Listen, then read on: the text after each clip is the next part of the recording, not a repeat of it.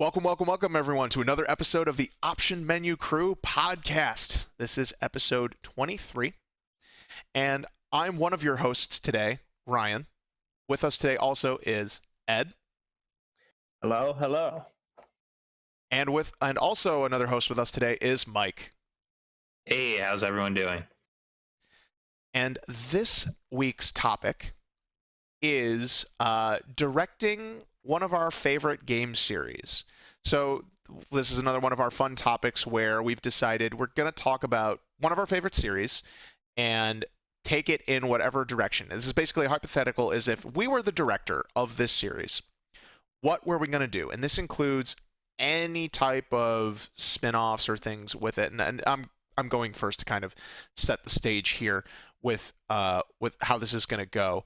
But this is essentially a way for us to, I was hoping for us to take charge of one of our series we think is being mishandled, and what we'd want to do as fans to move it forward, revive it, bring it on, what we want to see come out of it. And you've kind of gotten hints from this for us throughout the other episodes, but we wanted to take time to specifically delve into this as a topic. So for this, what might be the first installment of several over time, the series I'm going to take control of with complete creative directorial control is Mega Man. And by that, I mean everything that is Mega Man branded. So that includes traditional Mega Man, Mega Man X, Mega Man Legends, Mega Man Battle Network, every one of those spin-offs and extra things that is under the brand of Mega Man. Now, the reason I'm taking control of Mega Man, and I was more of a fan starting with X than I was with traditional, though I did play through Mega Man 7 and Mega Man 8, and I've dabbled with some of the older Mega Mans here and there. I've bought the collections, etc. Is that Mega Man really has kind of fallen off the radar and is not a priority for Capcom. The history of Mega Man has been weird. They've kind of pumped out those games with each series and done spin-offs, and while they haven't sold incredibly well, they've sold well enough that Capcom was justified in continuing to pump them out. And it's been pretty ubiquitous. And other than Ryu from Street Fighter, Mega Man is kind of like the mascot series of Capcom. So I think it deserves to be carried forward, reinvented, rethought. And there's been some experimentation, and Capcom's thrown a few bones to Mega Man with mobile games, or making Mega Man 11 and I think it's Mega Man 12. Well, they did make Mega Man 9 and 10, which were in the classic NES style, but in the more modern era. And then are we at Mega Man 11 or 12? And I know I sound like a bad Mega Man fan right now with I that, saying that, but I can't remember which one came out on think we're at Switch. 12, right? Yeah. Mega Man 11 was the recent one, and that was using like 2.D, so 2.5D. So that is 3D graphics on 2D gameplay. So But 12 is the one that they're currently the next one. That's 12 would be the next one if they were to make another traditional Mega Man, not counting, like, there's been spin-offs that are in the traditional Mega Man style. Like, there is the game Mega Man and Base, which is effectively just another Mega Man, but there's a different conceit because you can play as the two characters throughout the entire campaign. So if I was to suddenly start working at Capcom and just take over and, like, I'm in control of the Mega Man series, the first thing I'd want to do is recollect all the games again for Mega Man 1 through 8. And actually, I'd want to bundle in, well, 11's still kind of out there, so they could, but I'll say Mega Man 1 through 8, plus Mega Man and Base, Mega Man Soccer, Mega Man Kart. They kind of did this on GameCube, but I want to retouch it up. Mega Man. They have a Mega Man soccer game? Mega Man games. Oh yeah, back on the Super Nintendo they had Mega Man Soccer. But I actually, you know what? I would include all. No, let me reorganize that. I would take all the traditional Mega Man, and I would probably do the Mega Man collection, where I'd put Mega Man 1 through 9, 1 through 10, together, and then also with Mega Man X 1 through 8, and Command Mission, which was more of a turn-based RPG, but I just throw that in there because why not? Because no one's going to buy that separately again. What's Command Mission on originally? GameCube, PS2, Xbox. I think Xbox? You Definitely are GameCube and PS2. blowing my mind with the idea that there are 10 traditional Mega Man games, 8 Mega Man X games. 11 traditional Mega Man games. 11 At traditional. least. Like I didn't really know the extent of this series, but I mean, I guess it's not like they're like huge games. It's probably not hard to pump them out. So I guess that's why there's been so many of them. They're pretty, I mean, they're just 2D platformers, right? For the most part. Yes. Yeah. I guess they're not like, 10-year development cycles to make one Mega Man game. Oh, and you know what? I'm forgetting something. So this is something that hasn't been done, and I think I put in as one of my first big projects. Actually, we'll scrap that collection. I think they should be re-released, but I think you can get a hold of them all. But I would put them all in one collection instead of selling them in the 2 sets that they have right now, because they did re-release the Mega Man collection, both Mega Man collection and Mega Man X collection, but they split them up into 2 parts, and that's just dumb. I just put them all together. Plus some bonus games and stuff like that, just to sell. Like, this is our package, this is our lineage, this is this. However, what I would do as the first like brand new project is all the Game Boy games, because there was actually several Game Boy games that are just different, and I would use the Mega Man 11 art style, or you know what? Yeah, since I have the call, I'm gonna do a solid to both generations of my fans.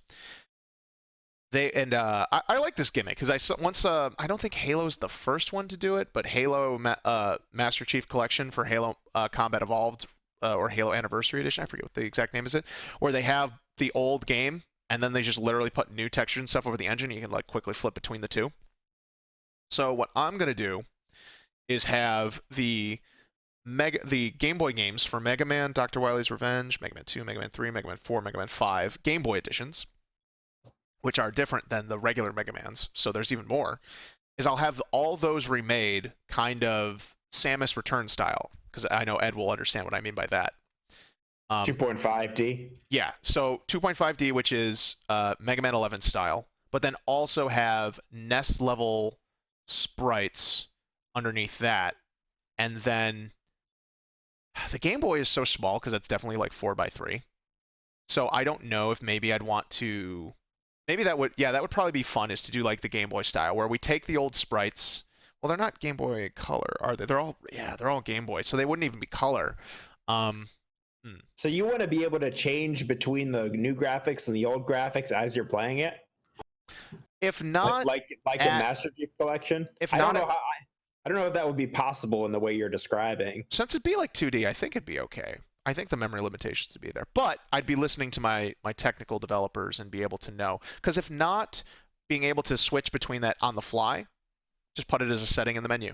You can play all traditional style, or you could play at the second level style, the NES level style, or play at the new level style, the modern style.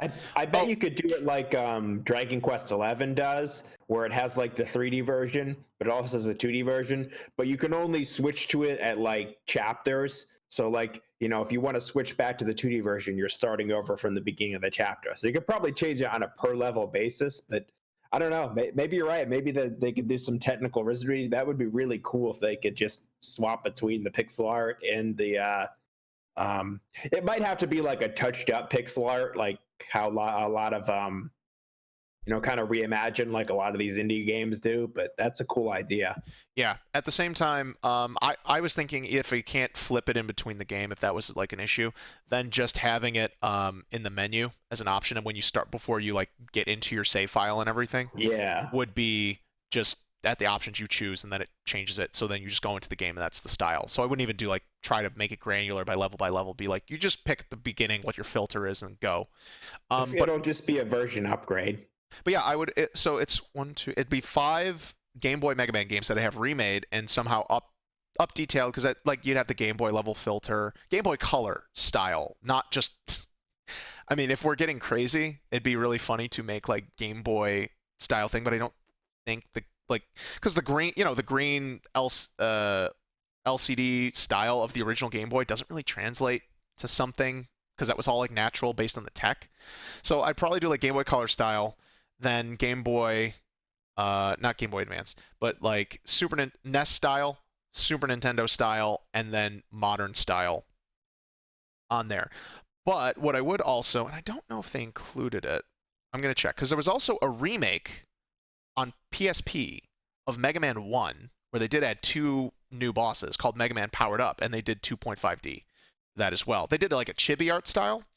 So they also did a remake on PSP of Mega Man X1 in 2.5, which that one apparently was a very bad port for a number of reasons, or a very bad remake for a number of reasons. But let me just double check Mega Man Powered Up on my phone right here. To see if it was ever re-released in some capacity.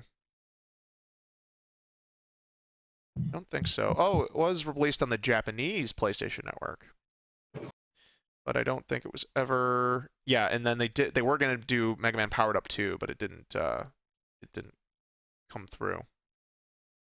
So I would have that also. I would just have it remade because it was already 16:9 ratio, so I would just have that remade to be up-resed and restyled, and then include that with the Mega Man collection. And just have that as like an archival thing. So that would be, yeah. Oh, hang on, I was looking at the list. So if I was to redo the Mega Man original series collection, I would have Mega Man 1 through 10, because 11's still too new. I don't want to. Well, it came out in 2018, so maybe that's a good idea at this point. But So you'd remake all these games? not remake. I would recollect 1 through 10. Oh, Then remaster. include Mega Man and Base, Mega Man Powered Up, and which would basically be remade, and then the fan game, Street Fighter Cross Mega Man. And yes, I would pay the guy who made that game, of course, because he was a fan.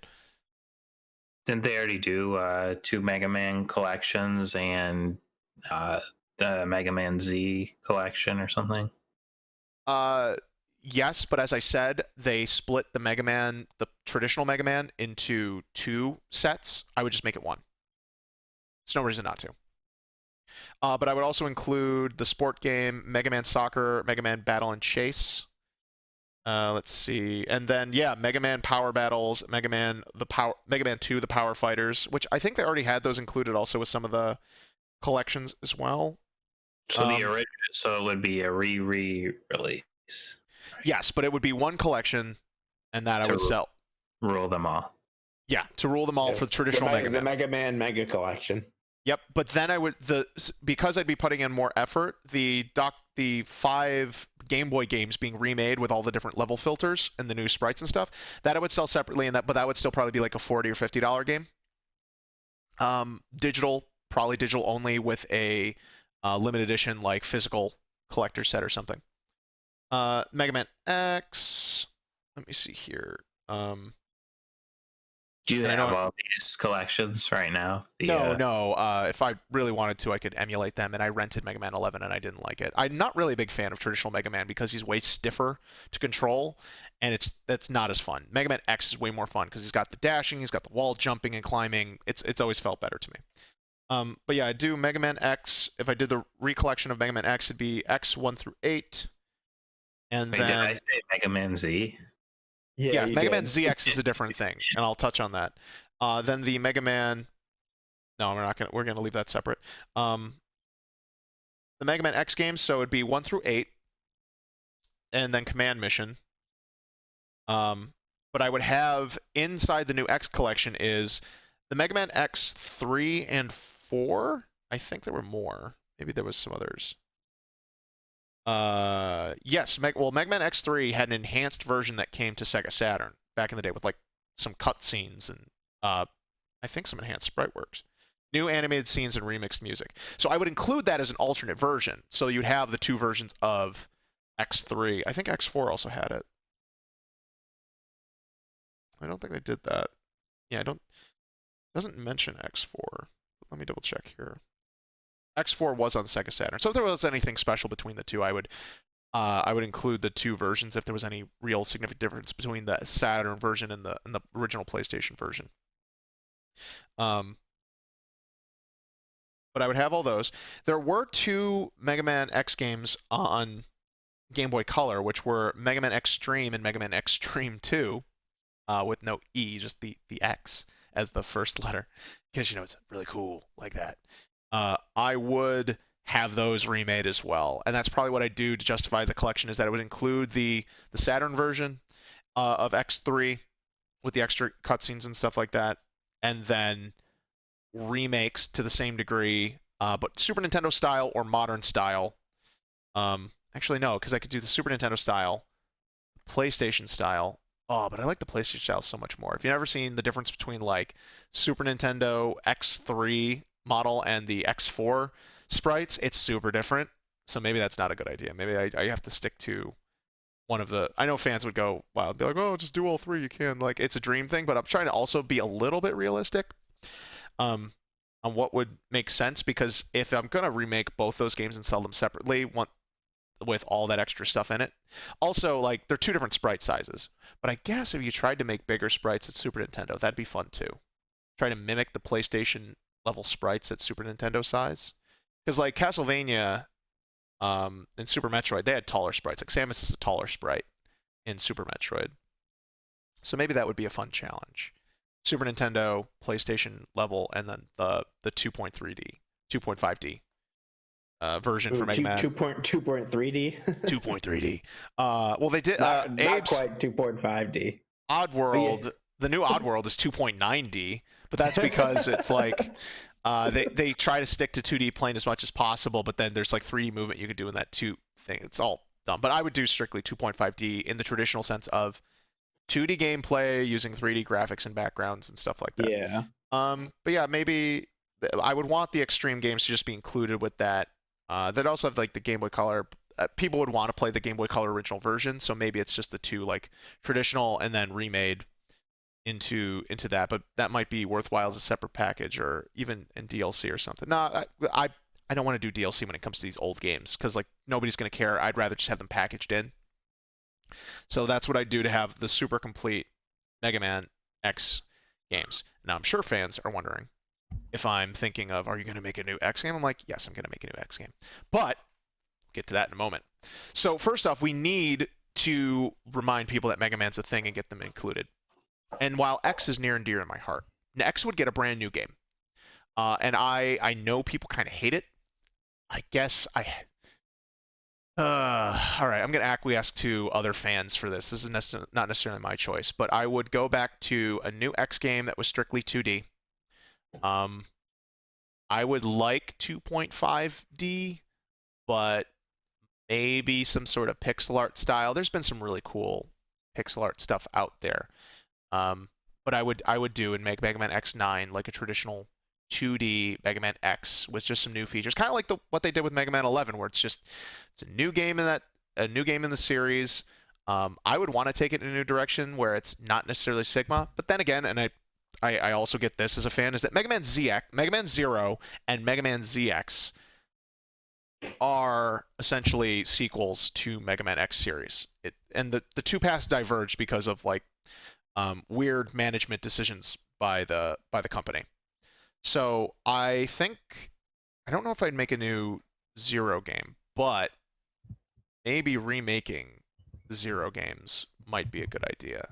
Not sure. I could personally choose, but I'm trying to also make the fans happy as well. The Zero games are really tough. They're more Metroid-y, actually, in the way they go, because they use like hub world design instead of the traditional like menu kind of style where you just pick the world and go into it and there's all self-contained. I think I'll leave. Yeah, I think I kind of leave that stuff as is, because people could get really upset about what it is, and the collections I think are pretty decent as they are. Which one is the RPG? Isn't it like Battle Network or something? Yes. Mega Man RPG. Yes. It's funny because Mega Man X Command Mission is also a RPG. But Battle Network was the RPG series. Battle Network, which kind of sequeled into Star Force, which came after it. Did you like those ones too? I love the Battle Network series. So that's where I was also kind of going. And I guess if anyone's listening to this and is like a super big Mega Man fan, yes, the very first project, the actual very first project, or it would be worked on with those recollections, would be Mega Man Legends 3. I would have Mega Man Legends 1 and 2 ported and updated to work with the modern consoles, and I'd sell them as Legends 1 and 2 Originals pack. I would want to have them remade, and I would have them remade. I wouldn't go like crazy ray tracing and stuff like that, though people would think that. I would, because there's a thing about the new lighting versus the old lighting, and I noticed this especially from Kingdom Hearts, and that's a newer series. But like, there's a certain charm that's lost, in my opinion, for the art style where they get rid of like the old baked in lighting textures on the characters to change it to the 3D models with like skin tones and then natural lighting on them. It looks just way, in my opinion, doesn't look as good. Which game in the Kingdom Hearts series did you see this on? So, because Ed, you're a fellow Kingdom Hearts player as I am. So you know how like Kingdom Hearts looks on PlayStation 2, right? Like think Kingdom Hearts 2. You know what that looks like. I haven't played it in a while, but so maybe I wouldn't be able to imagine what you're. Google Kingdom Hearts 2 right now and just look at like the graphics. All right, let me there. look. Okay, and then Google pictures of Kingdom Hearts 3. It's a lot like shinier and more detailed. It's more detailed and shiny, yes, but I don't think that looks as good. I think it makes it actually takes away from the Kingdom Hearts aesthetic. Are we looking at the collection or the original? Either or, it's gonna do that. But if you look at the HD stuff, it's gonna be like higher quality images. Let's see, Kingdom Hearts 2 versus Kingdom Hearts 3 graph. Let's see what it says. Yeah. But yeah, I can see what you mean. Like there's a charm to the less detailed graphics, and I can see what you mean. Yeah, and I'm not saying I wouldn't want to fully like not fully exclude regular lighting. But what I'm saying is, if you then Google Mega Man Legends 1 or 2 and just look at the art style there, I would try to be. No, I wouldn't try to go like low poly, or some people would probably think that was really cool. But I wouldn't go low poly for the remakes. I would do faithful ports that work good and bundle those two together for like $30, and then do a remake of each of them that would actually be more akin, kind of, to like Ratchet and Clank.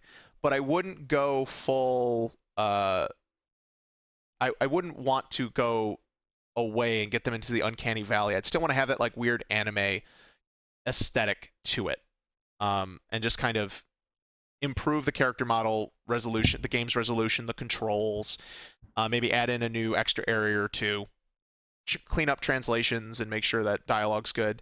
And when I say dialogue's good, I mean like consistent, and the lore, now considering for a full story, is like fix any plot gaps that were unintentionally there because these games weren't fully fleshed out. But yes, I would have Mega Man Legends 3 100% made. And actually, you can look up Mega Man Legends 3 because it was originally being made for the 3DS, and you can kind of see where they were going with that. And I try to keep with that aesthetic and just a little more higher res, higher poly, but still with like that like painterly anime 2D-ish feeling to the aesthetics. What about like Yarn Mega Man? Yarn Mega Man. Paper Mega Man. Paper Man.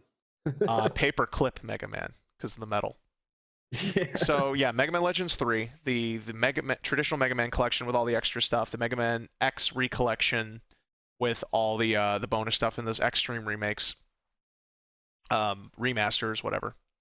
And are you gonna have an RPG collection? I did you mention Battle Network?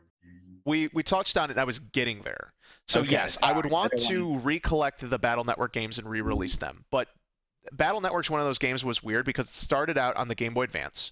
1, 2, 3, 4, and I think 5. I forget. I have to double check. Because Mega Man is, like we said, is a long series of collection of games and spin-offs. That's a lot of games to have in the short run of the GBA. They must have pumped them out because the GBA was only there for like 4 years. It was only there for like 3-4 years until they got to the DS. Battle Network 1 came out in 2001. Battle Network 2 came out in 2001. Yeah.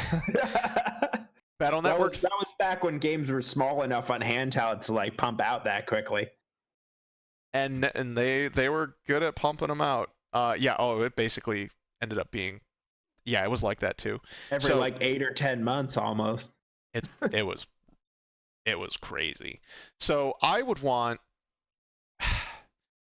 I know, and oh man, this is because people do want their faithful remasters of the games, and they just want the ports. They just want the old game in an accessible format for now. So I get that, and I want to respect that.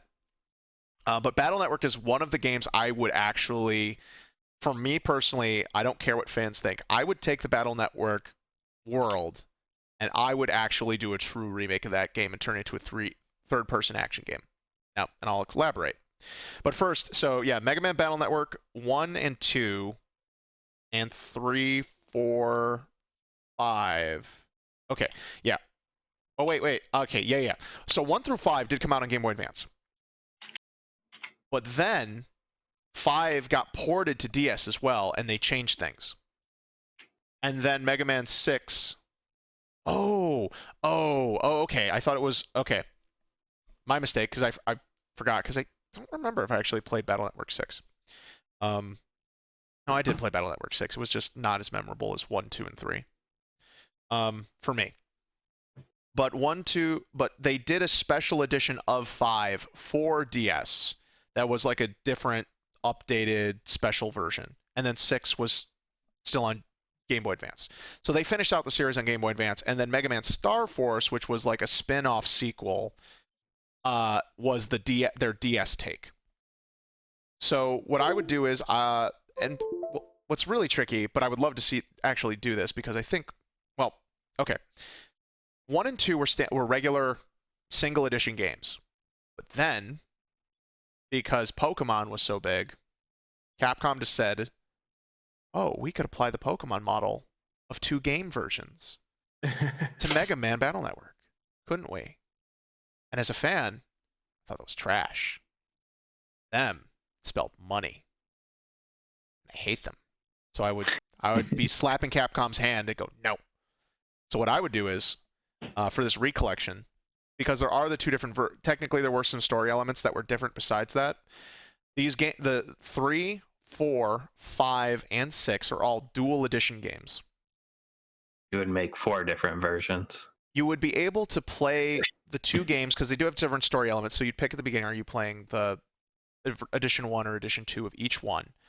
But I would have the games. Because then I think there was some battling and trading between them. So I would try to salvage the online multiplayer, so they could do that. Because why not? Just do it. Just let people do it. And then make sure it was feasible and easy for people to get the different battle chips, because that was their collectible attack things that you could then trade between, and make sure that was an easier way for you to get both of those chips between the different editions of the games while you're playing on a single save file.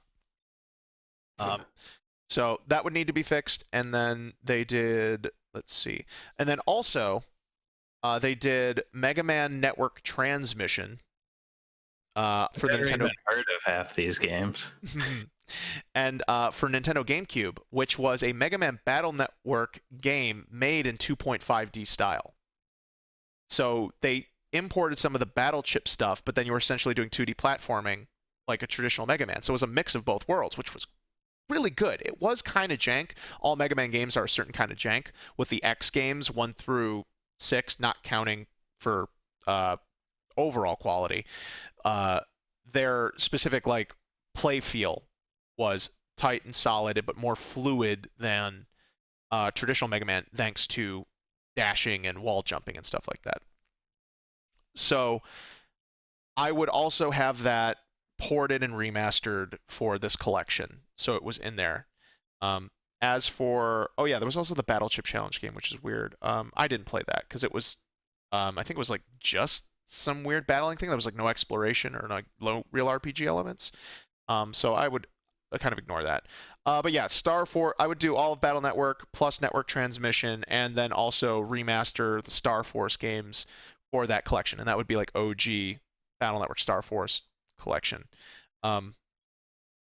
Then I would also do a remake of Battle Network, and I would do starting with number 1, because the way it works is it's normally it's an isometric game, and you're going around like semi 3D fields and stuff like that.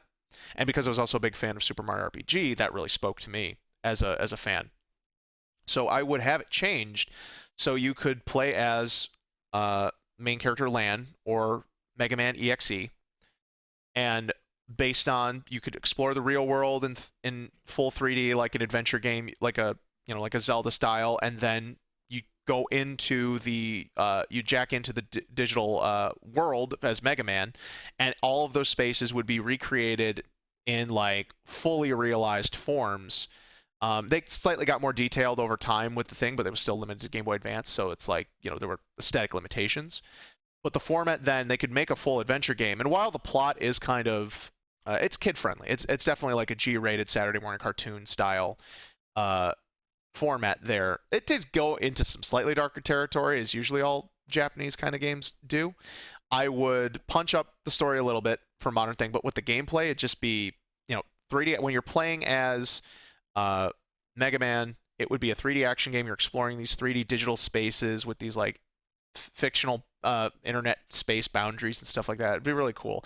And then you have your battle chips. I'd rework the system so you're equipping the chips for your types of attacks, and you could upgrade Mega Man. I'd get some of the quality of life stuff in there from before. And I think it really could be brought back, the Battle Network series, and redone with like I mean, they it goes on for 6 games, but depending on how well these do, I could see that. But I'd traditionally, I think like the story really caps out at 3. I'd have to double check, but I think 1, 2, and 3 are like the real main trilogy, and then everything else is kind of crazy before that. But even if it was, I'd reevaluate the whole story and take the plot elements, and I'd reconfigure the plot for the remake to actually have like maybe some better stuff to make it a bigger adventure per installment and tie together everything more holistically for that. And I definitely think with the right types of gameplay, you could take some of the better parts, better ideas, and definitely the aesthetic of Mega Man Battle Network and bring it in. And especially because now we actually have like smartphones and cellular devices, and we're a much more internet connected age with the apps and all the NFC stuff. It relates so much better. It's almost more. Battle Network is now more relevant thanks to modern day tech than it was back with the Game Boy and stuff like that, where they had like these big, weird, like Fisher Price level tablet things, or even like little cell phone style bulky devices that like you cord in, but then it switched to wireless, and they had like antennas that you could they threw into USB ports across the screen sometimes, which was funny. To just straight up like wireless tech, like, oh man, you could bring that, rejigger some of those ideas for this. It'd be a lot of fun. I think it could really resurge. That series could be brought back in a brand new way as a 3D adventure game, and a really revitalized Mega Man from that angle. Open world Mega Man? No, that's Legends. Legends is open world. Okay. However, there would be some other things I would do with Mega Man to be crazy, and these would be some spin-offs and some other stuff. Mega Man tennis? Not exactly. Though we could have Tennis Man, which would be funny, or Racket Man, I guess. That'd be a funny boss. That might exist actually. But I would do a couple other spin-offs. And yes, I would kind of be cannibalizing some of the other ideas Capcom has. But you know what? Mega Man is the thing we milk. But you do it right, it's fine. Next project. I guess before I get into what would be my original Mega Man project. Because you have Mega Man Legends 3, and I'd see how that do, and at least close up the trilogy in a fun way, and that'd be open world. And I know that might be different than the design it had, but Mega Man Legends was already kind of getting into open world, so that's just kind of an evolution for that, so that's natural. So Legends 3 would be the open world adventure game. Whereas, yeah, with Battle Network, it's a different aesthetic, so I think it would be a different type of battle system, so I think it justifies itself. Just like how, like Final Fantasy 15 and Nier Automata are not, despite being very similar in a lot of like practical gameplay aspects, are still very different games. And they're from the same company. You can totally coexist. So same thing with Mega Man and Battle Network remake versus Legends. So for my original Mega Man project, well, there's a couple ways, because what I was thinking is, you create a new Mega Man, new subtitle, it would be the same thing, and it would basically be like, actually, it's been a long time since I've played the Metroid Primes, but I was thinking more like a Dark Souls-esque level design where it's all these interconnected worlds from a hub, because that's how base Mega Man kind of works. Is you have the hub menu, you pick one of the bosses, you beat usually 4, then there's some like sub area or sub boss you have to fight, then you pick the other 4, and then you have the final area that you go to. So instead of making you choose a menu, it'd just be all in world, and you'd play as a new version of Mega Man, and you could go off in the different branching paths to the different zones, play around in those zones, find the secrets, fight the boss, get the power, go back through, which may help you get and unlock other paths and shortcuts into the different zone, in and out of the different zones, and interweave them until you and have the plot beats happen in between. And that would be a 3D action game as well. I would also create a Mega Man Monster Hunter game, because right now Monster Hunter is just fighting dinosaurs. And after Horizon Zero Dawn showing that you could fight giant mechanized things, make new Robot Master inspired giant monster versions of the Robot Masters that you would play as like Mega Man characters to fight and like collect their parts for like different styled armor and weapons and things like that, and make it a multiplayer focused experience for that. I think like fighting giant robots is way more appealing to me than fighting dinosaurs, although fighting dinosaurs is really cool. And considering we already have a Monster Hunter studio, like being like, hey, just make a sci-fi version of this, but it's going to be Mega Man themed. Like, easy money. Easy money. You appeal to the sci-fi. You appeal to the sci-fi audience instead of the monster money. And while sci-fi usually sells less, like you'd get some Monster Hunter crossover. Because it's like, oh, like I'd have different gimmicks, kind of borrowing and stealing from Horizon Zero Dawn, where like you knock off different pieces. I guess Monster Hunter does the same thing, but you could like, since they're robots, it's a little more clear cut. Like knocking off pieces of the armor to reveal weaknesses, or there's different gimmicks, and there'd be like more stage gimmicks to the different arenas and stuff that they're in. I think it would translate really well to just the sci-fi thing, and you'd have like the different robot characters and stuff like that to play with. In addition, I'd totally do a Smash Bros. Ripoff of Mega Man and do a giant crossover Mega Man fighting game where it would take from all the different Mega Man universes, and so you could have those and then pick people's favorite versions of the different like Robot Masters, because there's multiple versions of like Battle Network and Star Force both also take like multiple versions of Mega Man boss characters, and some are changed into actually like friendly NPCs and like partners and stuff like that, and then others are still like bosses and stuff. So take like fan favorite versions of those things, and eventually I'd want to build up to everything, but bring those in and have just, you can control them and play them, and you could fight Mega Mans versus Mega Mans and the Robot Masters versus Robot Masters. And so that would be like my Mega Man tournament fighters, and do it Smash Bros. Like side-scrolling style with blasting. And I don't know if I do like a unique KO gimmick, but I definitely have like the same similar control schemes, the different worlds from all the different stages and stuff like that, as another spin-off game. I'm trying to think if there was anything else. Mega Man. I thought I had one more spin-off in mind. I think that might be Mega Man and Mario crossover. Oh, actually, Mike, you did just remind me. In the comics, because both Mega Man and Sonic have had long-running comic. Well, Mega Man's had more spotty comic series, but he's had it been going long. Mega Man and Sonic crossed over in the comic series a couple times, and even Mega Man X. So I'd probably do a Sonic Mega Man crossover game. And I don't know exactly how that would work, but I'd have to give that some more thought. But yeah. A Sonic and Mega Man crossover game of some kind like needs to happen. Sega Cross Capcom doing that. Oh man. What about movies? Would you make any, or is that? I'm just talking video games. So yeah. So no, none of that stuff would even that's not part of this I didn't want that to be part of this conversation. I just want to talk games. But I'd have to do a Sonic and Mega Man crossover to respect that. And maybe that would have to be an RPG. Maybe that would be a turn-based RPG. I'd throw that out there for the fans because that might be the easiest way. Because there was the turn-based Sonic TS game made by BioWare. Oh, I've heard of that Sonic one. Chronicles. I played it. I beat it. It was alright. Was it bad? It wasn't bad. It was okay. It could have been better. It's the best way to. They tried too hard in the wrong ways. Is how I'll put that. They tried to make Super Mario RPG but with Sonic, but on the DS, and yeah, it was a little too much with gimmicks. They didn't think about the core gameplay over gimmicks. Um, so yeah, I'd have to do that Mega Man cross Sonic crossover.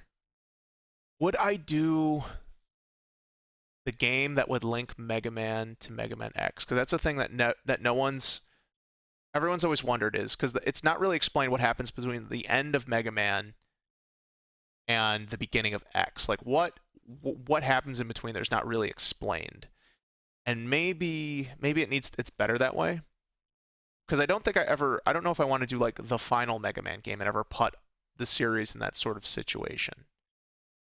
Because then you can't like infinitely recycle it. But I guess I could always do some weird spin-off game that would be like, oh, this is alternate dimension stuff, and Mega Man hurtles through time and has to fight all these different. So there's other ways I could take it. There could always be some fun, crazy stuff I could do if I really wanted to with that. So yeah, I think that's it for now. Because I could just talk forever if I keep going on Mega Man. But that's what I do with the series. I hope a lot of people would like that. So recollect Mega Man X, the Mega Man traditional games, throw in the extra versions, do a separate collection with remaking the 5 Game Boy games into the different styles, and sell that as like a separate, cheaper collection. Re-release X with all the extra stuff, plus Command Mission, plus Extreme 1 and 2 remade, and get those gaps filled in. That'd be one separate collection as well. On all platforms. I'm going to be platform agnostic here. So there's no reason. This will come to PC, this will come to Xbox, this will come to PlayStation, this will come to Nintendo. Then yes, definitely Mega Man Legends 3 plus a remaster collection of Mega Man Legends 1 and 2 plus full remakes of 1 and 2. Then a new Mega Man X game that would be 2.5D. I prefer kind of the style that the art direction was going in with X8, but I get that's kind of divisive. So I think I'd try and find something in between and see what we could do there. Mega Man Battle Network remastered collections for all a remastered collection for all platform plus Star Force remastered, and those would need work because of DS elements, so that'd be trickier, but could be doable. And then remaking Battle Network series into a 3D action game. Monster Hunter style Maverick Hunter. I mean, Mega Man X. Yeah, in the Mega Man X collection, I would also include a upgraded remaster of the PSP Mega Man Maverick Hunter game, which I don't think was re-released ever or remastered in the X collection. Then the Mega Man Maverick Hunter. You can't call it the Maverick Hunter unless I want to just call it X style. But Mega Man Robot Master Hunter game spinoff. The Mega Man Mega Fighters collection, because the Power Battles was like a co-op boss battle rush game, I think it was. I don't think it was actually like a versus fighting game. But yeah, the Mega Man crossover fighting Smash Brothers style fighting game with all the Mega Mans and bosses and characters from all the different Mega Man series. And then the brand new Mega Man game, kind of styled Dark Soulsian, not Dark Souls difficulty, but like that level structure, and then adapt the core Mega Man elements, which is fighting the Robot Masters in collecting their powers, and based on what powers you have, they give you new attack abilities plus new traversal abilities, and depending on what order you do, and you make it harder or easier or more difficult for yourself for that, plus like the exploration elements and finding power-ups and things like that based on the order you do things and being able to revisit areas and finding bonuses. That'd be a new world, a new plot thread, so I could do like different sequels and stuff like that. Mega Man Legends 3 would be changed to an open world game, but would complete complete the trilogy. And then I think, oh yeah, I guess I should say Mega Man Battle Network has the perfect aesthetic also for a mobile game, so I would probably do some sort of mobile game. Free to start with some sort of demo type thing, but then like a real price, because I don't want to support the thing, and it's not gonna be a gacha game. No, I'd have to play around to see, because I don't know Mega Man Battle Network's battle system is actually quite unique and fun. It's a mix of real time with a like turn-based element to it that I think is actually really good. What about the virtual Mega Man card game where you can get packs?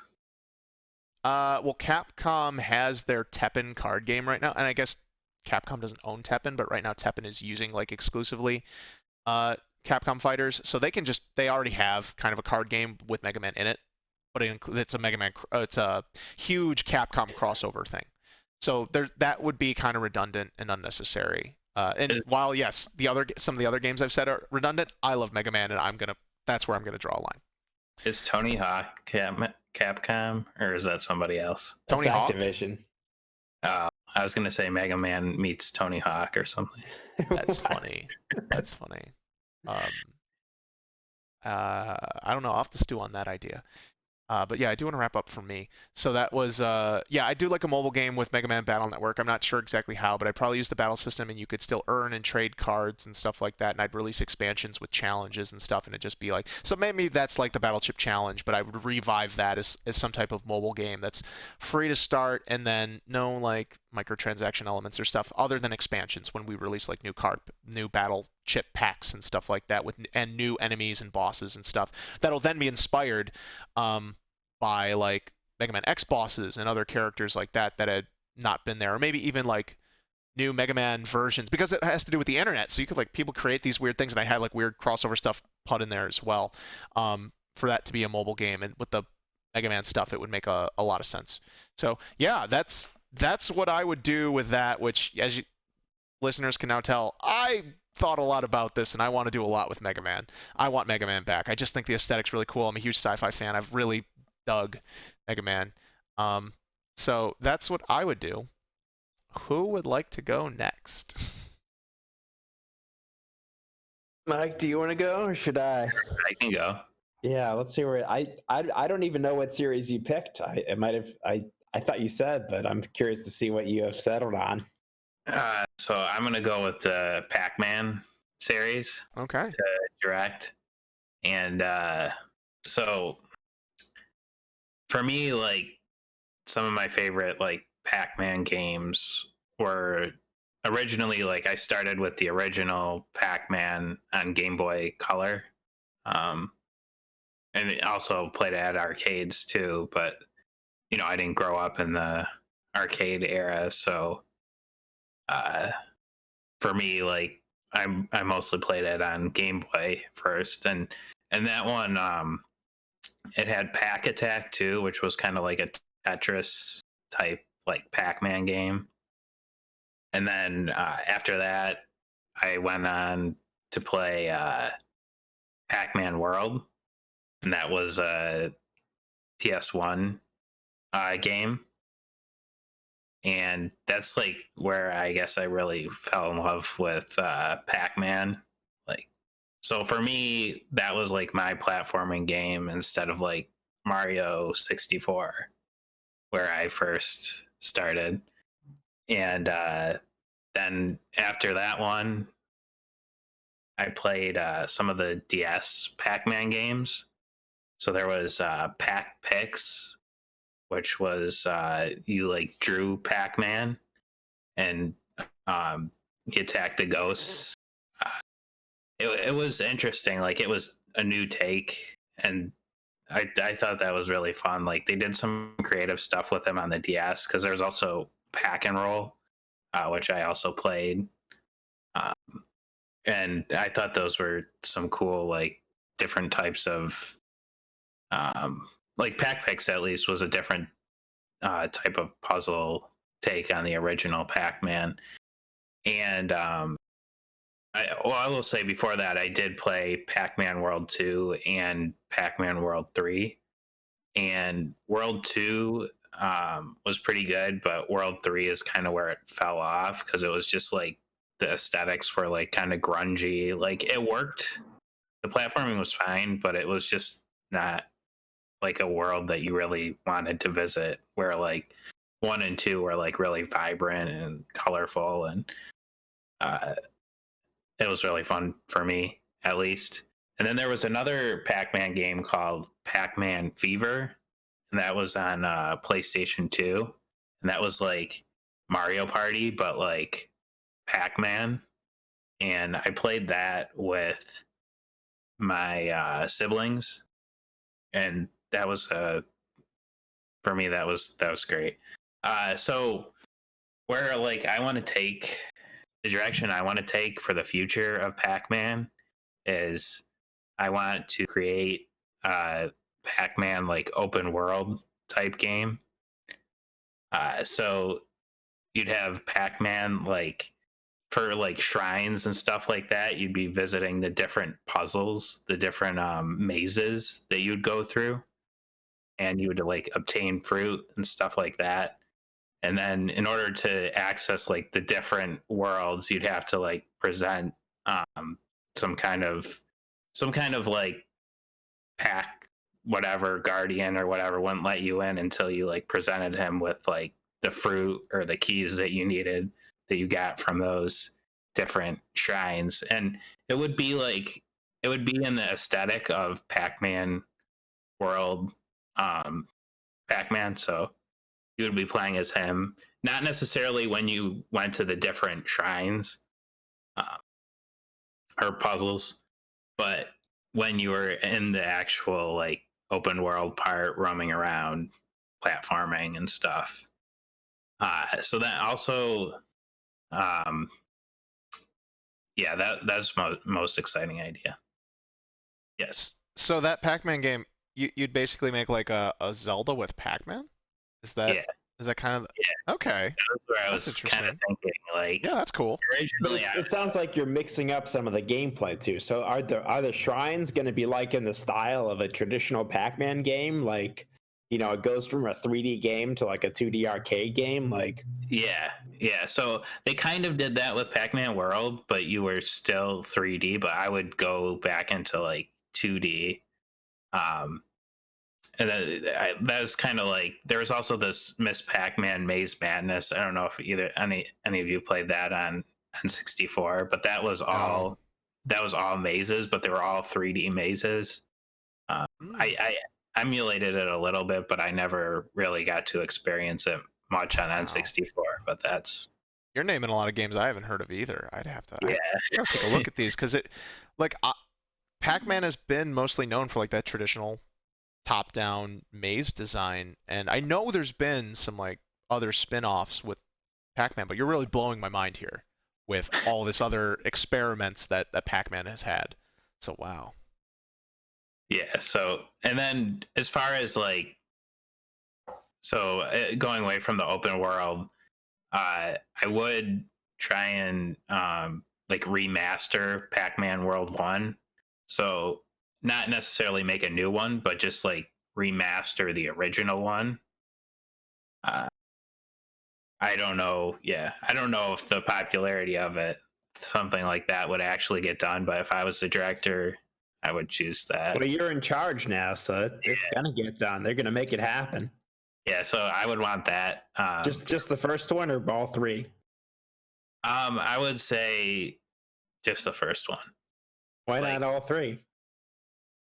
I didn't think 3 was very good, and I mean they could do 2, but I would say just the first one is really the only one I care about in that. And then also I would want them to make a new Pac-Man Fever type game.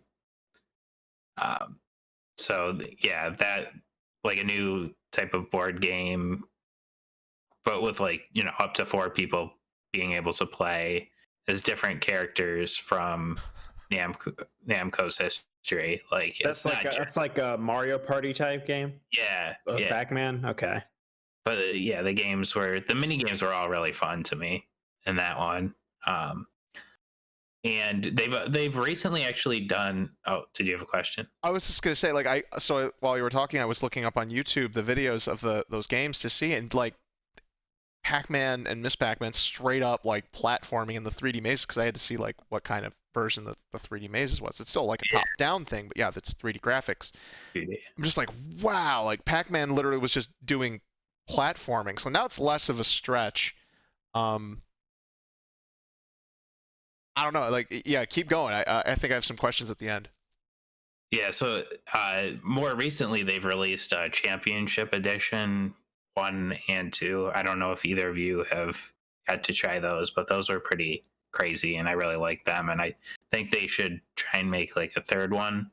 I still have a lot to play from those, but like from what I've played, I've enjoyed that. So uh, as far as that goes, and also another idea I had was bringing back like the arcade joystick like wirelessly for like PS5 or Xbox Series X. I don't know if it already exists, but just like the A Pac-Man branded arcade stick. yeah. I think they have that. Hang on. Oh, Oh, okay. no, go. Well, yeah, keep going, but let me check because. Yeah, so that I would bring something cool like that back. Um, obviously released with the original Pac-Man and Oh original yeah, yeah. Miss Do you ever Man. do you ever see that thing, Mike? It was like a No, I self-contained haven't. Is that arcade. Namco? Yeah, I mean it's an official thing. Like it's old. Oh, there's a couple versions. Hang on, I can show you. What system was that for? No, these are self-contained gaming things. Oh, self-contained. No, I Yeah. meant like ones that would like wirelessly interact with like PlayStation or Xbox or even Switch. Uh, Oh, okay. they could Uh, they could have.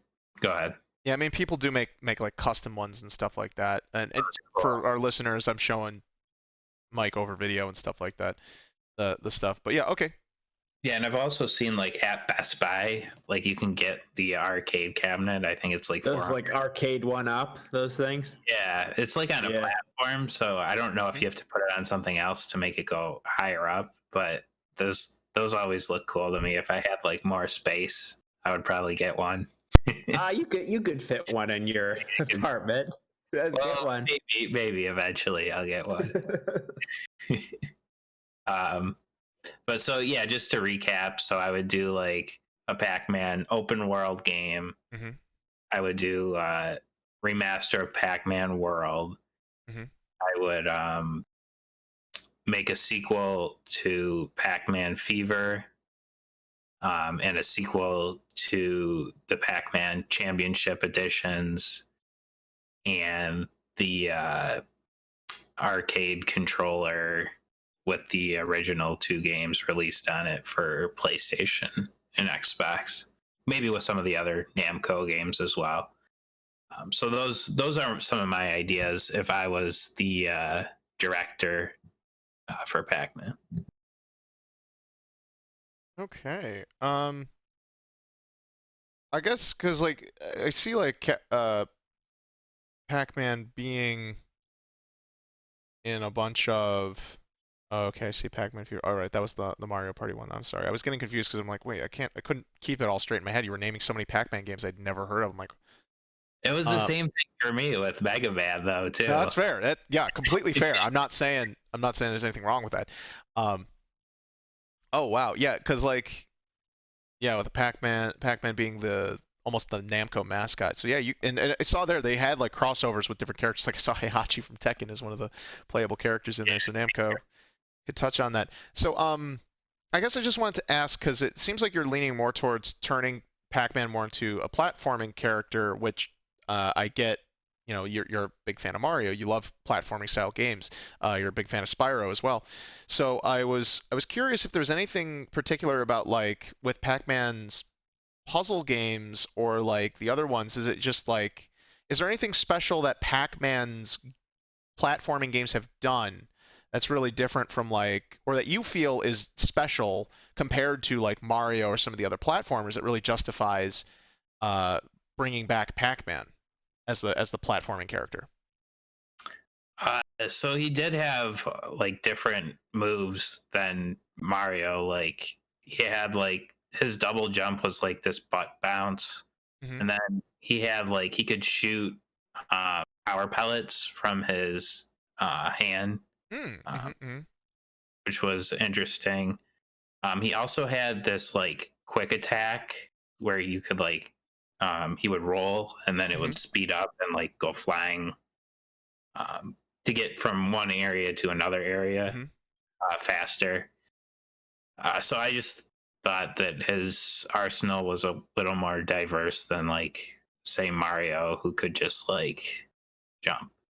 Okay. And, well, he could throw fire too, but Yeah, yeah. I couldn't help but think of like Pac-Man's move set in Super Smash Brothers, and when you're mentioning some of the stuff and being like, oh man, like a 2D platformer built around Pac-Man's move set in there, I think would be pretty neat. Like especially the power, like specifically like the power pellet path thing that he can do, or like the creating that platform for like jumping and thing like that. And you just mentioned like he could do something like that. So when you're mentioning these kind of abilities, I'm like, okay, this is like a unique enough move set that I could see where you could do that. Or even you talking about the power pellets and like you made me think of Banjo-Kazooie for a second because you do collect like the eggs, but like that'd be a cool gimmick where Pac-Man is like he can store up power pellets and they're both like um health and ammo. mm, So like if you part of the open world is like you can go and pick up tons of power pellets or like there'd be like the little power pellets and then there'd be like the big power pellets which I don't know what you'd want to do for differentiating them. I don't really have an idea right now. But like all the little power pellets you pick them up and then if you have them whenever you get hit you lose like a certain number, but then also you use them as ammunition and I could see that being like a or even as like MP for oh like yeah, different that would skills or be a kind something. of cool gimmick. So like the fact that like you have to choose how you use it. I don't know. Yeah, they'd still be pretty plentiful, but like you could get stuck in certain situations where you don't have enough power pellets or you have to choose between the two. He had another move with the power pellets where if you held the button, he like spun around and like threw like a whole bunch of power pellets at you, Oh, like cool. a lot more powerful than. Yeah. But, But also like he eats things. Like we can't forget that like Pac-Man's big yeah, thing is with the eating. So maybe also I don't know how it worked in any of the other games, obviously, but like maybe then also like one of the choosing things is like he'd have an eating skill. So if he ate enemies and maybe that you have to open up enemies a specific way in order to eat them, then he gets like a huge amount of power pellets or he gets like other special abilities. So Like that could be Kirby, another way like to. Kirby or Yoshi Well, making Kirby eggs. can. that made me think of Kirby and Pac-Man crossover. Yeah, I was kind of thinking of that, but I strayed away from it because I'm like, well, Kirby can just absorb pretty much anyone, and gets the power, but more like, and I'm not saying like Kirby where he would get powers based on his enemies, but like he'd have his own preset of abilities and he'd use power pellets as like MP for fueling using those special abilities. But that could be like a strategic element where you have to defeat enemies a certain way in order to like eat them to get the bonuses. So that could be like a fun extra Yeah, layer. in the games, like in the um, like Pac-Man World One, you were Hmm. only eating like ghosts. You weren't. I don't remember him. Like he would eat fruit and the Yeah, power pellets and stuff, but I don't remember him eating like anything else yeah, besides the ghosts. yeah. I mean, but you could have fun with it, right? You could. Yeah. So that'd be neat to think about. Or I don't. Also different like elemental ghosts like in the open world game, like like you could have Yeah, like fire type ghosts or like electric type ghosts and some like type of. What I was going to ask you, you don't have to have like a definitive answer now. I'm just curious. Have you thought about what would the pack lore be? I have no idea like what Pac-Man's like deep lore is from the games, but do you have an idea in your head of like a story you would put to that 3D world game? I think Pac-Man would have to return. He was like the original like big bad in Pac-Man World 1, but he Okay. was really like this weak little ghost Hmm. and he built like this huge like machine that kind of looked like Pac-Man and he was trying to be like all intimidating and stuff and then Pac-Man beat him and he's just like sitting there crying and like helpless little ghost, so you have to break it back. Calamity Tac Man. Yeah, so I don't So, know, they drew from a lot of other series when they said were Talkman? yeah. How's it spelled? uh I think it's TOC. TOC. Oh, okay. Yeah. Yeah, maybe because I was hoping you were gonna say that maybe this Talkman is a ghost and then he just wants to fill the world with ghosts. Oh no, he's. I mean, he is. There is a ghost inside of him. It's just a robot that he made. Oh, there you go. Okay, so yeah, it would make sense. Oh, that'd be Yeah. cool. All right, all right. Was there anything else you wanted to share with us about how you would direct the Pac-Man series going forward? No, I do think the 2D platform idea is a good idea too. Like experiment with as well. And I mean, I'm sure there's Pac-Man games that I've missed in the past, but yeah, I have to go back and see which ones I missed. Maybe try and replay them or Of the emulate something. Now, I don't know if I missed this, or if because I think you said Championship Edition. That's like more like the traditional 2D puzzles, right? Okay, so Yeah, that's the one. Would you want to do like a collection of any of those old style ones where it's like all those different zones, or do you just want to focus on creating like the new edition? just the new ones because they've already remade those ones Okay. so many times. So it's just like, but I did say like with the having the arcade stick and the original games being like ported to the latest systems, if that's not already the case. Gotcha. I think. Would you want a Pac-Man racing game? Did they have a Pac-Man race? I'm reading. I never played it. I'm reading. I just saw it. Or something. Yeah, that's what I just saw. I did play it. I never did. I didn't know about that, but I did know about Bandai Namco or at least Namco partnering with Nintendo to make the Mario Kart arcade cabinets, and Pac-Man is a guest racer in those. Yeah, I played that at Chuck E. Cheese once, I think. Oh, so cool. And Mike, if you're a good director, I'm gonna call you out on this. If you're a good director, all of your new Pac-Man games should have the original Pac-Man just bundled in there. Maybe you need a cheat code, or maybe you need to unlock it, but it should always, every new Pac-Man game should always have original Pac-Man just included. You have to beat Pac-Man Legends of the, I don't know. Pac-Man Legends of the Legends. Pac-Man Legends of the Night. I don't know. There you go. That's Very just cool. a temporary name. But I actually did, when I was in elementary school, I did like a whole book of like a sequel to the original Pac-Man world, like a whole like really art. Yeah, like I mean, I was a kid, so like that's fine. But yeah, I wonder if I still have it. I could look and see like. I don't know if you'd want to turn that into content, but I think personally we would definitely love to hear it off air. What your mind came up with for the sequel to Pac-Man. That'd be great. For sure. Right. All right. Anything else before we pass it over to Ed? Nope, I'm all set. Awesome. Well, thank you for that, Mike. I was completely pleasantly surprised. All right, Ed. Go on. So I think you both know what series I would like to direct, and that would be the Metroid series.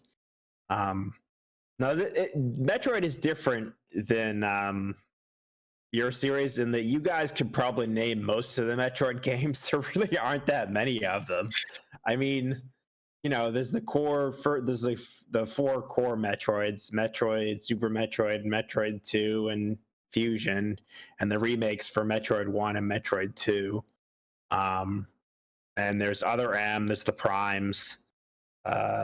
I'm sure I don't know if you knew about, there's a Prime pinball game on the DS. I don't know if you knew anything about the pinball game. Have you heard of that one? Yes, I did know So about that one. I played a little bit of that. And then there's Federation Force on the 3DS.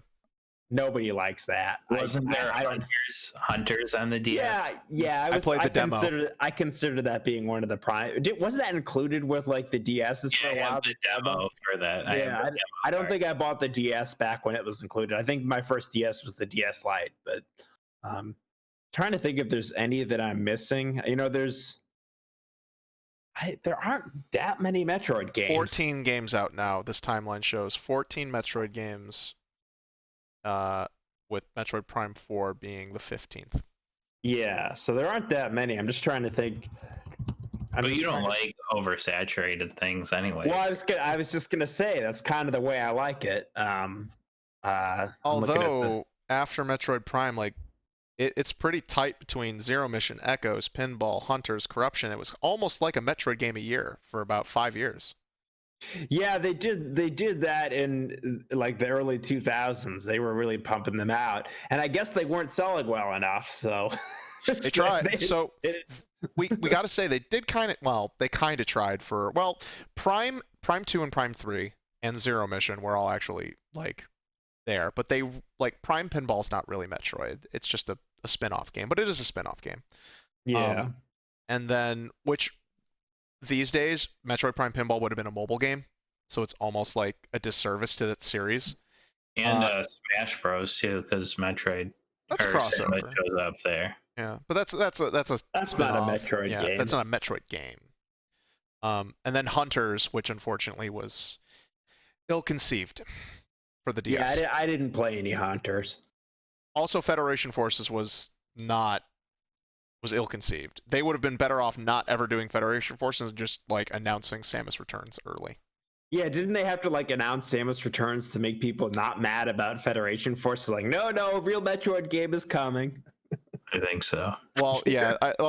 Metroid Prime 3 was great, but then they did the Metroid Prime trilogy, which cool, and they need to re-release that for Switch, obviously. And then I hope it's coming. That's what I'm hoping for E3. That's the only. Well, I'd really like to have that announced. And Other M was bad. Other M was it's a black sheep for sure. I enjoyed it well enough, but I'm not going to go so far as to say it was good, but I definitely had a good time with it. It has its interesting ideas and it's very flawed, but for what it is, it was fun. Gameplay wise, I believe they could remake it and make a game worth playing, but the story would totally have to be redone. Yeah, well, people hate the character assassination of Samus in that game. And her acting, the actress in that, though, the way she delivers her lines is just so stiff and sure motionless. But let's give it the benefit of the doubt that she was probably the voice actress was probably directed that way. I was just gonna say it's not her fault. I'm pretty sure that's not her fault. Yeah, it's not her fault, but the way they were delivered, probably how she was told to deliver them, was not good. Yeah. I think Prime 4 was announced too early. It was a lot of Nintendo games. A lot of games on the Switch. What do we have? We have Prime 4. There's Bayonetta 3. We're still waiting. People are still waiting on Shin Megami Tensei 5, but supposedly that's coming out this year. But they haven't said a word about it, so I doubt that. And I think that collection, Breath of the Wild 2, technically is also too soon. Oh, so we did get Hyrule Warriors. The prequel / Age of Calamity. Yeah, the Age of Calamity, which is with the really good frame rate. Yeah. I think that was also supposed. We don't need a Switch Pro. I think that was going to be a Switch Pro game as well, but they delayed it, and it was going to be like a cross-gen game, and they're like, just put it out now, and you can patch it when the Switch Pro comes out. I really believe that that's going to be like the first game that's getting like a 60 FPS patch when the Switch Pro comes out. Like they're like, yep, 60 FPS now. Kind of like what they did with the first Hyrule Warriors when it came to the Switch. I think it runs at 60 on the Switch. That'd be nice.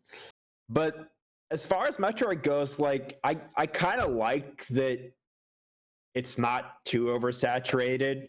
And you are right that for a while they really were putting out a lot of games, but I don't think they really need to return to that level of output.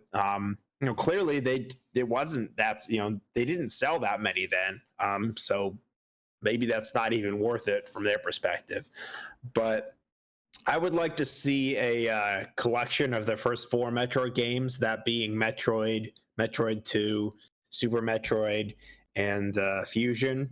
And for Metroid 1 and 2, I think you would want to include I would like to include the original games, even though I probably wouldn't want to play them, but I might give them a shot. I've played bits of them, but they're a little dated for my enjoyment, but I think they're important to include just for preservation's sake.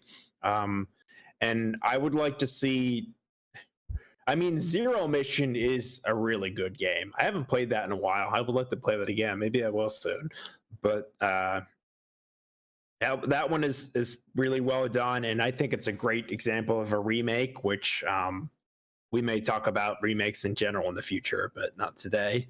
Samus Returns is good. I don't love the 2.5D style that it uses, but I think Samus Returns could really benefit from being upgraded to HD because its graphics are really limited by the 3DS. And my understanding is, from what I've read, is that a lot of 3DS games have high quality assets to where when they're emulated, they actually look really good if you render them at a higher resolution and frame rate. And I think that, if you brought Samus Returns, its assets in a high quality way to the Switch or another HD system, that it would really benefit from that. So I'd like to see that. Super Metroid is, it's a classic. Nobody really wants you to touch it. I don't think it needs a remake. The only thing I think it could use, and I want to try this, but I haven't tried it yet.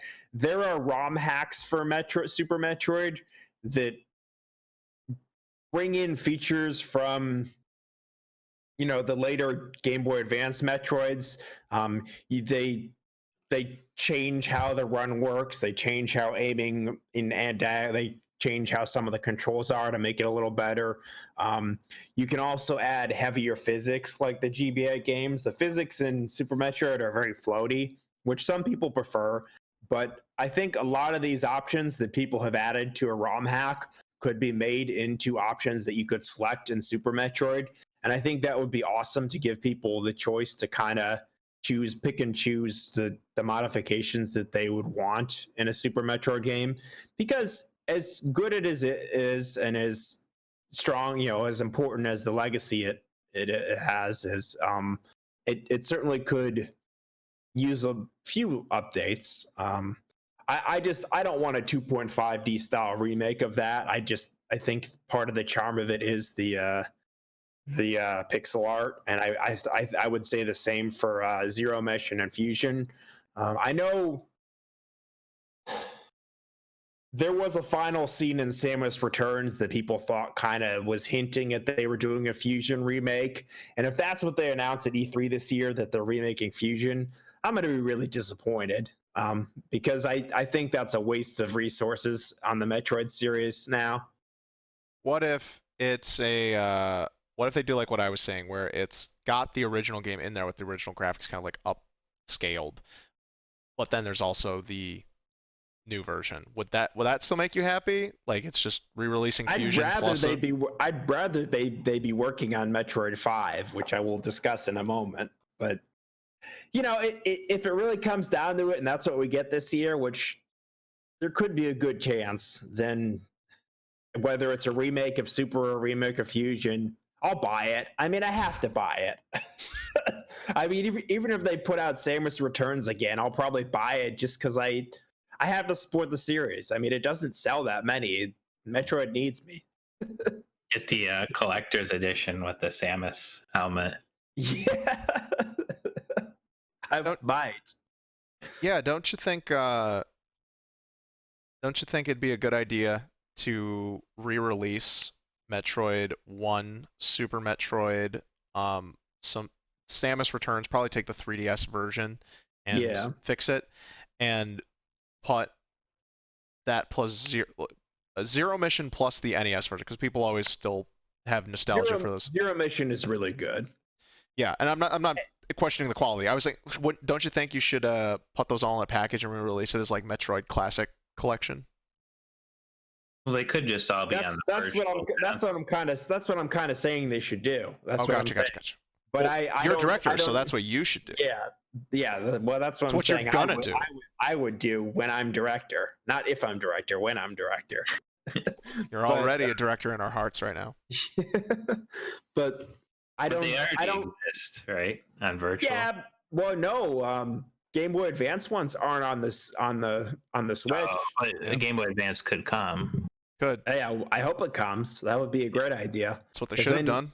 And but I would like to own them. I don't want to have to pay a subscription. I don't want that to go away. I would like all 4 games in their best form on a Switch cart that I can just have nothing's forever, but until my Switch dies and I can no longer play it, and then hopefully by then they'll re-release it again with all the other, with 5 included, and I'll buy it again for however many times. But I don't think any Metroid game now really needs a remake. The only thing that would be nice is just bring them onto a modern system, make sure the graphics display well in HD, and then what you have for those first 4 Metro games, the core of the core series, is really good, especially with the remakes of 1 and 2. So, but I would want those all in their own collection, and I think that's something that a lot of people would want. And perhaps the Switch, just because it has such a large, established base, that it might sell well. I mean, a lot of the games that have released on Switch and their respective series have been the best sellers in their series. Three Houses has been the best selling Fire Emblem game. Origami King has been the best selling Paper Mario game. So like the market is there for the new versions and new re-releases of these games to be good sellers. So I think that's a smart thing to do, and that's what I would do if I were calling the shots.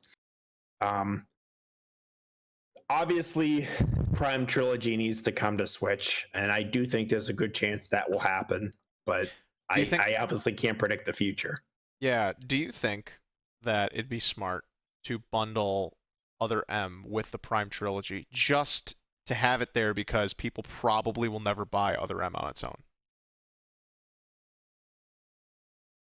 I think Other M needs more work than what would go in a trilogy. I think it needs like its own Skyward Sword type release where you fix all the problems. Like, I know you did not like the motion controls in Skyward Sword, and I know that you are not alone in that. I didn't hate them, but I was definitely like, yeah, this will play better without them.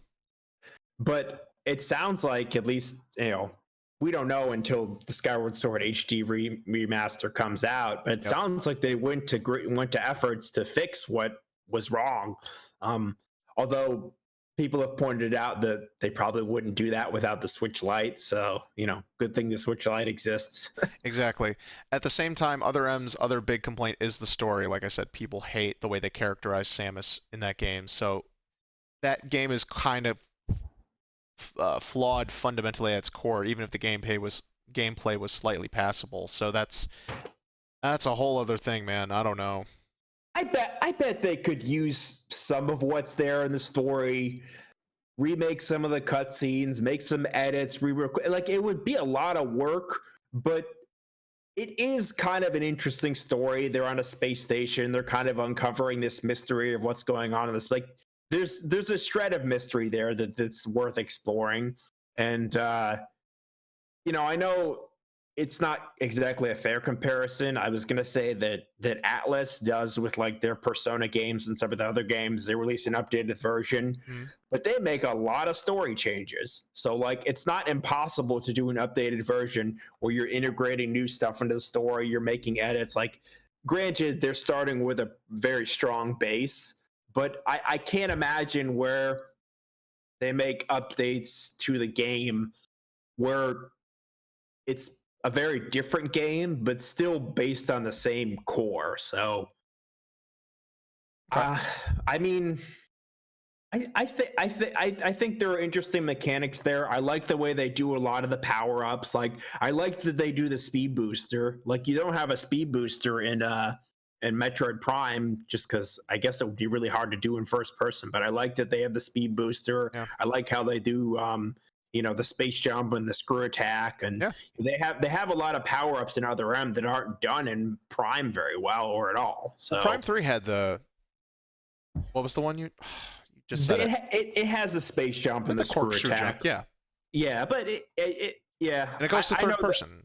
I know. I used it a couple times at the end game. I know they have them, but I like what they've done in Other M in some ways. Well, I guess more to the actual topic structure here is, what would you do with Other M? Like, you specifically. What would you do? Would you just, and you don't have to kowtow to me or the fans. Like, you can just choose to do that. I was choosing as part of my directorial to want to kowtow to a certain group of fans, and would draw the line to just please myself for some of them. So what would you do with Other M? If you, like, not even thinking about us, just what did you want to do? One thing that I don't like is the way that they introduce power-ups. Like, a lot of it is, the whole idea in that game is that Samus already has all her power-ups and abilities, but she is being respectful of Adam, her former commander, and But the most ridiculous example of that is when she's going into the heated sector and she's like burning up, like you're losing HP, and like he doesn't say, "Hey, you're losing HP. Turn on your Varia suit," and like that's the most idiotic part of the game in terms of really suspending your disbelief. Like, you're saying Samus is so is deferring to authority so much that she'd let herself die of heat exhaustion. But so and some of it's okay, but it's, the concept is not that bad, but it certainly could be done better to where one of the big things that you're not allowed to use until the very end of the game are power bombs. And they established pretty early on that in this edition of Metroid, power bombs are intensely destructive, and that like it vaporizes everything. And like, you can understand why you don't want to use power bombs, especially if she's working with other Federation soldiers. Like, it's a risk. So there are things that make sense in some sense. I'd like to see them maybe make it a little more open. Like, there's a lot of locked doors, at least in the very mid to or early to mid game, to where you're not allowed to backtrack at all. And I'd like to see that the ability to backtrack, even if there's not necessarily some reason to. But there are situations where, hey, I've got a new ability, I want to go back and collect more items, but it doesn't let you until later in the game. So that would be one way to improve it. I like a lot of the boss fights, actually. I think it has some fun boss fights. It has some throwbacks to other Metroid games in terms of bringing back some of the same boss fights and reimagining them in 3D. So I think that's actually a strength of Other M. I thought a lot of the boss fights were fun and really cool. What did it come out in 2010? I guess a decade is the statute of limitations on spoilers for Other M, a game that I feel like if you haven't played it by now, you probably have zero interest in. But they bring back a boss fight from Fusion. Nightmare is a really cool boss fight from Fusion, and they do that in this. They have obviously they have the Queen Metroid at the end, and that one is actually, it has a throwback to the Metroid 2 version of it, where you get eaten up by the Metroid and you use your power bomb to damage it when you're in its belly. So that's really cool. There's a boss in the post game. They bring back Fantoon from Super Metroid. So I liked a lot of the boss fights in that. And I do think the story is interesting in the way that they're exploring what Samus was like when she was younger, and I'm not a writer, so I'm not going to really propose entirely of how they should fix the story, but I think a lot of it could be improved just with a script changes and re-recording some dialogue. Like, the actual her companions, the soldiers, they're not all that bad, and really it's a lot of the problems come from her delivery of the lines, which is probably not her fault. And the fact that the script, they just repeat a lot. Like, I don't know if you ever seen this, but people will cut together YouTube videos where she keeps saying the baby, referring to this baby, the baby, and it really drives home how repetitive the script is. And it's true. So it could do with a rewrite, and but I do like the design of her power suit in this. I like I mean this is where Zero Suit Samus comes from. Her 3D model in this is kind of where they got it for Brawl, and they did have Zero Suit in Zero Mission, but this is the 3D version of that. Like I like a lot of the designs in it, and it bums me out that people like to hate on it so much because Wasn't I the Zero did Suit enjoy Infusion as well? I guess. Because Brawl, I Brawl guess came out before Smash Brothers Brawl came out before. Oh yeah. Other Well, I guess it is Infusion, but it's like it's only when you die. I don't. There's not there's not a sequence like in Zero Mission at the end where you're only in your fusion suit or your Zero suit. So, sort of. But there's a lot that I think there is a version of Other M that could exist that is well liked. And even Other M, it didn't get that bad of ratings. It was like high 70s, low 80s. Like it's not like I know people like to take the hate on it, but it wasn't. I don't know.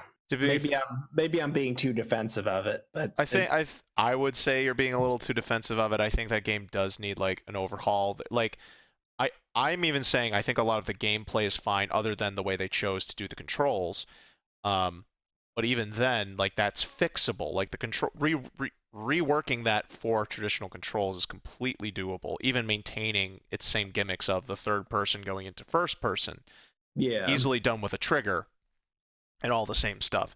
I'm more saying like yes, you would need to completely overdo that script and re-record Samus and I think a lot of people in the cast, and to some extent, to uncharacter assassinate Samus because there's tons of conceits, like you were saying for the heat suit. Like maybe the thing got damaged in the previous room, and she gets in there like, oh, I can't turn on the module, so she has to find because of course in the heat area of this ship, there's probably some tech that's like heat resistant tech that she then replaces in her suit. Like you could conceits. Do that. There's tons of better written conceits, and I'm with you on this saying like. Another really egregious. You talk about character assassinations. One of the really bad examples of that is in the fight against Ridley, where like Ridley comes out and she's just like paralyzed with fear and it's like an really long extended pause. Yeah. Where like you could even take that exact scene. I'm not even saying. Like for some of the stuff easy, some other stuff hard. Like the line re-records and some of the cutscenes and the baby. I'm like that scene there. Cut off like the last 5 seconds, so it's like she's like for like 1, 2, like 3, done. Like an edit. She's having like a flashback and like it's speed through that. Through that. You could totally use everything there. Speed through it. Still works. And why is she, but also it'd be like, why is she terrified? Because that's the other thing, like none of the other games really set up what's going on in Samus's head. So players don't have any idea who Samus really is other than interpreting some of her actions. Which is, and that's, I think there's always been a disconnect based on, I don't think they know who Samus is. And I think that's always been a problem too. They never wrote a character for Samus. They almost need to like dial back some of the characterization. Just you do less characterization and leave more of it up to the imagination. They could characterize her less, but at the same time, I would say they should like know who she is. Like at the same, like they don't have to show off everything about her, but if you're still making a character, like even Link, who's like the silent protagonist, has like they know who Link is, and they've characterized him more and more over time.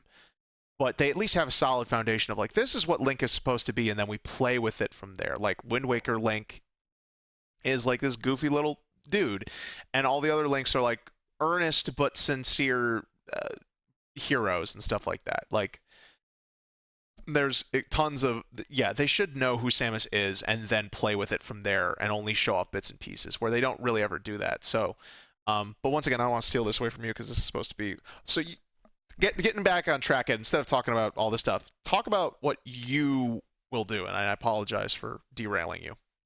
For Other M? No, Metroid. Just continue to talk about what you would do instead of what you think they should do. Beat Other M to death, but my main point, I think, with a moderate amount of work, I think it could be a pretty good game. You know, it's not going to be the best Metroid game because you can't really pouch out all the linearity without really redoing the game.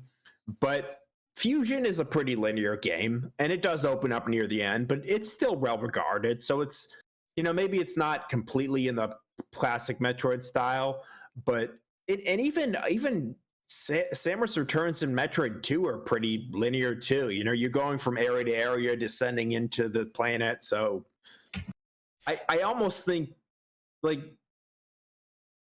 yeah, there's a game there that is good rather than just passable. How hyped up Metroid Other M was. Like, they were like, oh, this is return to the original series. Like, I don't know. Like, it's a sequel to Super Metroid. It was the direct sequel to Super Metroid, which made people go, holy crap, they're doing this? Wow. I remember I got it right away, but I rented it, and I was like, oh boy. Like, once I had read the reviews and stuff, and I knew, so I was like, oh boy. I bought it back in the day. I didn't play it until last year. I didn't hate what I played. Not gonna lie, that 3 minute, 3 or 5, I don't remember, it felt like forever. Unskippable. An unskippable cutscene immediately makes a cutscene feel like 5 times longer. So that initial unskippable cutscene in the beginning of the game. Yeah, unskippable cutscenes, unpausable, unskippable. Those are gaming sins and should not be allowed to even be gone gold until that's done. Yeah. Yeah, that should be part of cert, and like that should be a platform standard. Like, you may not have no unskippable cutscenes, no unpausable cutscenes, must have subtitles. That's like 3 requirements. If I owned like Sony PlayStation, that would be in every game. Yeah, and just because I know we're all picking on a game that's not, or we were picking on a game that's already not well regarded, but to pick on a game that's a little bit more well regarded, because Nier Replicant just came out, remaster, and their initial cutscene is skippable but not pausable, at least on PC. I'm sure on PlayStation you might be able to force it. With pressing the PlayStation button. Oh, I don't know. It's not possible. I guess I didn't even know. I didn't try to pause it. I tried because I had to go to the bathroom, so I needed to pause it. You should have known that before you bought the game. Oh my god. Yeah, no, it's fine though. You can you still refund it on Steam, or did you play past your 2 hours? I played past my 2 hours. The game's fine. No. The game's fine. The game's fine. I get that it's not a perfect PC port, but it's fine. I don't think I'll go ahead. Oh no, go ahead. Oh, I was just gonna say, I don't think I ever got I don't think I got bored of the game.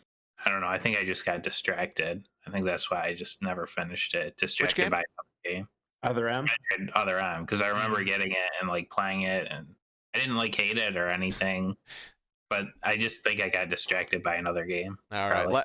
Last thing before and Ed, please carry on. Is I tried to go back to Other M and play it on the emulator, but I could never get it to run at a steady 60. So I just decided, and even though I could have gotten it working on a normal controller, I couldn't get it to run at a steady 60. And I thought about revisiting it. I think I revisited it like a year or 2 ago. I tried, and it still wouldn't run properly despite any tweaks I made. Are there mods to make it work the way that you want it to? Like, oh yeah, you can totally remap the controllers inside Dolphin settings. So because there's like a Prime Trilogy mod for Dolphin where it basically makes it work like a mouse and keyboard FPS. Yeah, it's called like Prime Hack or something, which is pretty cool. Yeah, you can totally do that. And I was gonna say also, Metroid Prime 3 Corruption reviewed at like 8s to 10s for it, but only sold by 2008 1.3 million copies according to Wikipedia. So unfortunately, even one of the best Metroid games on probably one of the most popular Nintendo systems couldn't like really move the needle, and that's really sad because I think Metroid Prime 3 is actually really good. The audience for Wii was different than the Switch. I feel like Switch actually has a lot of like traditional gamers, but I feel like a large proportion of the Wii audience was grandmas who want to play Wii Sports, which nothing wrong with that, but they're not buying Metroid Prime 3. Nintendo should just put the Metroid Prime trilogy on PC. That should be like their one, like, you know what, we're just going to put this on PC, watch that thing blow up and sell like 10 million copies, and then be like, I guess our Metroid is the one PC series for Nintendo. That'd be funny. There should be a secret code in like Wii Sports that like unlocks Metroid Prime. What? What? Just to get it into more people. Like to get it into more people's like attention or whatever. I get you. That's funny. Yeah. All right. Well, please, Ed, continue to tell us what you would do with the Metroid series at this point. Well, I would like to see Metroid 5. And by Metroid 5, I mean the sequel to Fusion. Okay. And actually, if you look up Metroid on Google, you know how it lists like all the games at the top? Like it lists you'll see at the very end, it has one called Metroid Dread. Yeah. And that was like the rumored 2D sequel to Fusion on the DS. And I wish that had happened because I think it would have been awesome. What are you doing with Metroid? Stop talking about what kind of happened and start telling Nintendo what is going to be done with Metroid. Please continue. Well, so you are making Metroid Dread, called Metroid 5. I actually like the name Dread, so yeah, Metroid Dread is happening. Metroid Dread has been revived. Would you call it Metroid 5 Dread? Well, no, because Fusion was Metroid 4 and it wasn't called Metroid 4. Cool. Super Metroid is Metroid 3. It wasn't called Metroid 3. So yeah, just Metroid Dread. Okay. And if you don't know it's a sequel to Fusion, that's your own problem. You're supposed to know that stuff. And if you don't know, we don't want you as a fan. Okay, cool. What does Metroid Dread play like? What would you do? So I really liked the way that that Fusion played and Zero Mission played. That's kind of like that's the reason why if I had the re-release of Super, I'd like it to have those options to do what people have done in a ROM hack to at least give you the option to change the physics and controls. So I liked how that worked. Okay. And so at the ending of Fusion, Samus was escaping, was on this space station that had this X parasite just multiplying across it, and it had gotten to the point where it had infected parts of her old suit. There were multiple X parasite versions of herself running around the space station, and the AI that was in charge of her, or at least that she was working with, and that was supposedly kind of like her old commander Adam, was telling her that she had to like sit tight. The Federation is coming in. They're going to capture this SAX, the Samus X parasite, and they're going to weaponize them. And I guess that's just what the Federation does, because the Galactic Federation does not sound like a good group of people. And I mean, that was kind of the whole premise of Other M too. Like Other M was kind of derivative of Fusion, where it was kind of the same as Fusion, where on your space station with different biomes, and you end up having to like foil the Federation plans on that too. So I just at this point, after Other M and after Fusion, the Galactic Federation's got to be pretty tired of Samus and her insubordination. So she's a bounty hunter, so she's technically an outlaw. They just partner with her whenever it's convenient. Well, now she's really got to be a real outlaw at this point, because she's not once but twice destroyed space stations, which probably billions of whatever currency they use in Metroid, trillions if not. So I really can imagine a game where you're not just you're an enemy of the Federation. And this would be tricky, because I don't know if Nintendo is going to want to have a Metroid game where you're fighting other humans, and I don't know if I would want that either. I don't think that's quite in line with what Samus is as a character. I don't think she's going to be like a murderer of Federation soldiers. So I wonder how you would get around that. They could have like robots or something. That's what There I you was go. kind of thinking, that they might have to send. And I mean, would you want to be a Federation soldier hunting down Samus? I sure wouldn't. I mean, I wouldn't want to risk my life. So maybe they would have to send in robots because no one is crazy enough to volunteer. Maybe the final boss would be human though. Sorry, yeah. Sorry. Quick question that might solve this issue is, and try not to harp, just asking a simple question. Ed, do you remember? Did any of the human crew members in Other M, because they were all human, did any of them die at all during that game? Yeah. So you could still have, like, if you had one really bad guy, like Nintendo has no problem with enemy characters being human. You just don't have them die on screen or by Samus's hand, and you can have it no fatalities. Yeah, like they're in a suit. You break their suit. They whatnot. The Yeah. station explodes. Like yeah, it sounds like you could get around that. The thing. human But gets the robot pushed thing is the best. Gets Yeah. pushed off of the spaceship. Yeah, Mike's idea of them being like robots sent in makes a lot of sense Yeah. for what you'd want to go for. And maybe they actually did find a way to recover the X parasite via some miraculous way, and I could almost imagine that you have the same way where you had all these encounters with the SAX in in Fusion, but where they were all scripted, so they happen the same way every time you play the game, in the same places. But I think it would be cool if you had the same idea, but perhaps it were more randomized, and that isn't this you're a big Resident Evil fan, I know that. So what isn't in Resident Evil 2, there's, what is it, Mr. X or something? Yes.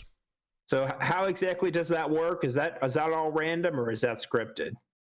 So for the most part in Resident Evil 2 remake, in the original Resident Evil 2, it was completely scripted. It just seemed like he was following everywhere because of how often he popped up.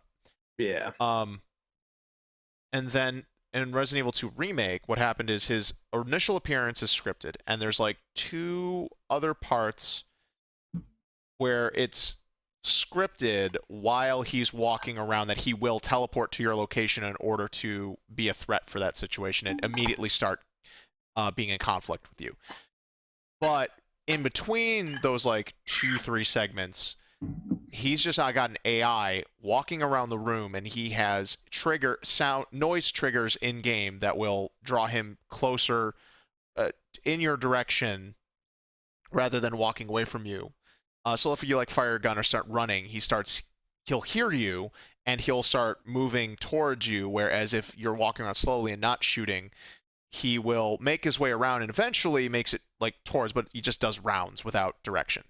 Okay.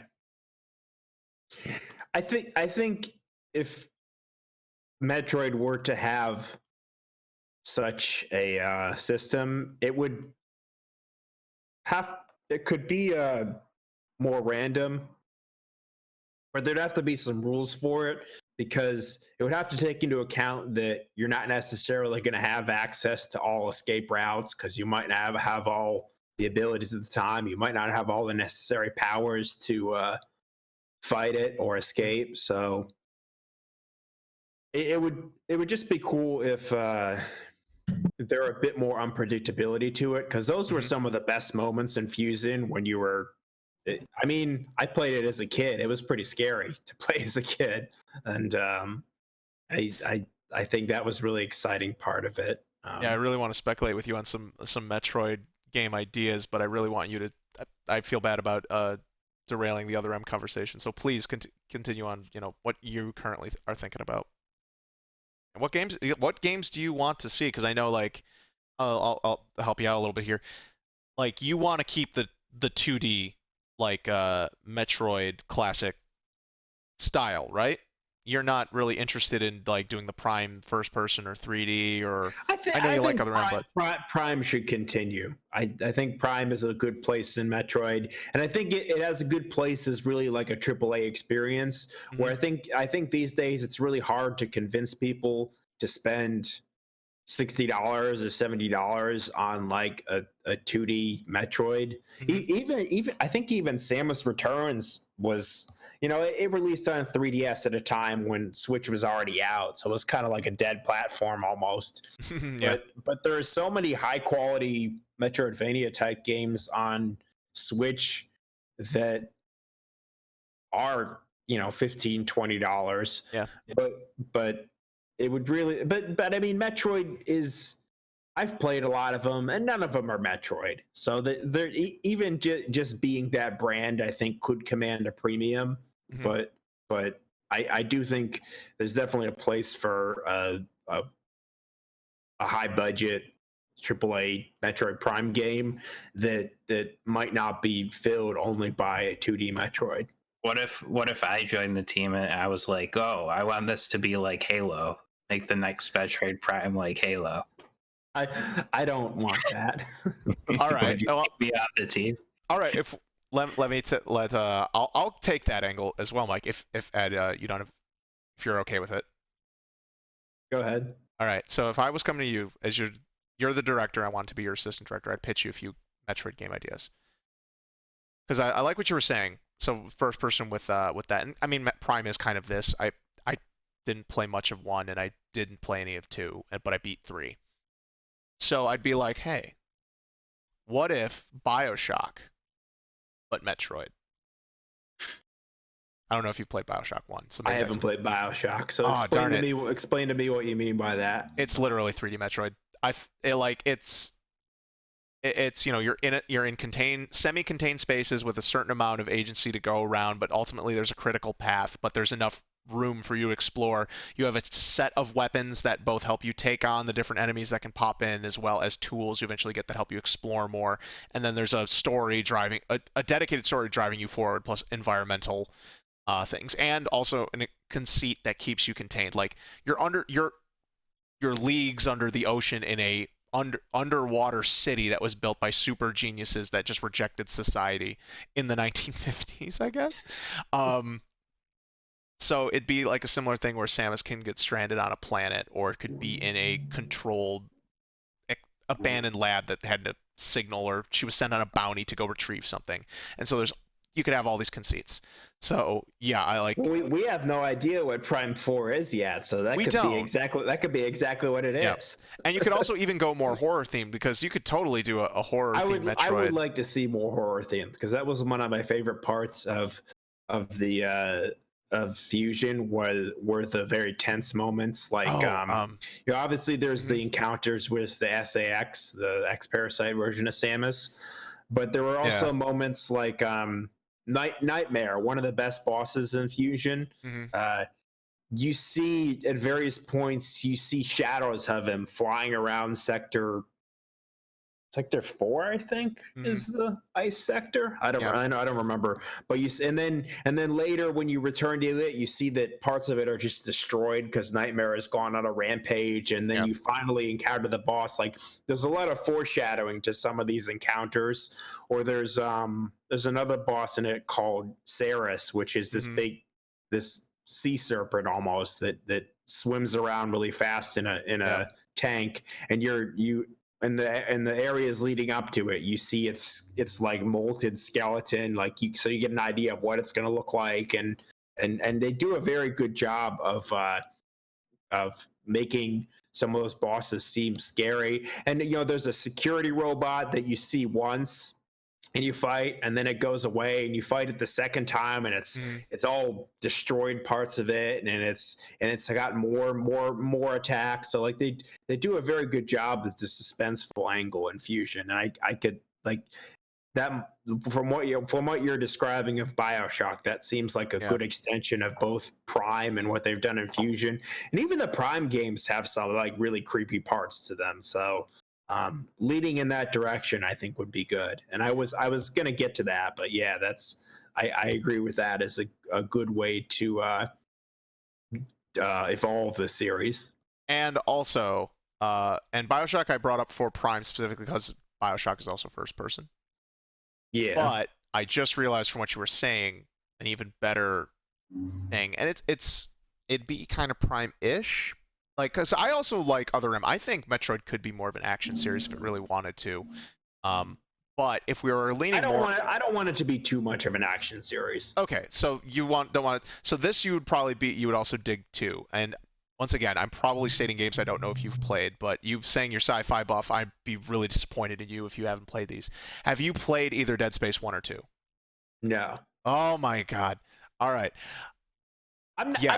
I'm not big on horror games, which I would try and I don't know if I would Sure. get through it. So like That's I've never been big on horror games. all I would right. definitely like I would try and probably make myself complete a Metroid horror game. So But that's what I'm saying. I don't want it to be too terrifying. Like I No, want no, it it to be doesn't have to be because it suspenseful, still but has I to be a don't want it to Nintendo be game. like I don't want it to be like horrifying and like all What I'm gory and Yeah, no, no. What I was getting more at is that not the horror not that so much yeah. that I still want it to be scary. It can be tense and still be a good Nintendo game. Like you Yeah. said, there's ways for them to do horror without it being, and Metroid also always been more of a horror game, and they kept making it that way. Like Prime 3 has some pretty like creepy atmospheric moments. Like they Yeah. do that without going for the gore. They just do aliens and monsters. I'm not talking about that part. I'm talking about if you'd seen the gameplay and you experienced the gameplay of it in terms of like how your character controls and like the powers and tools kit you have there.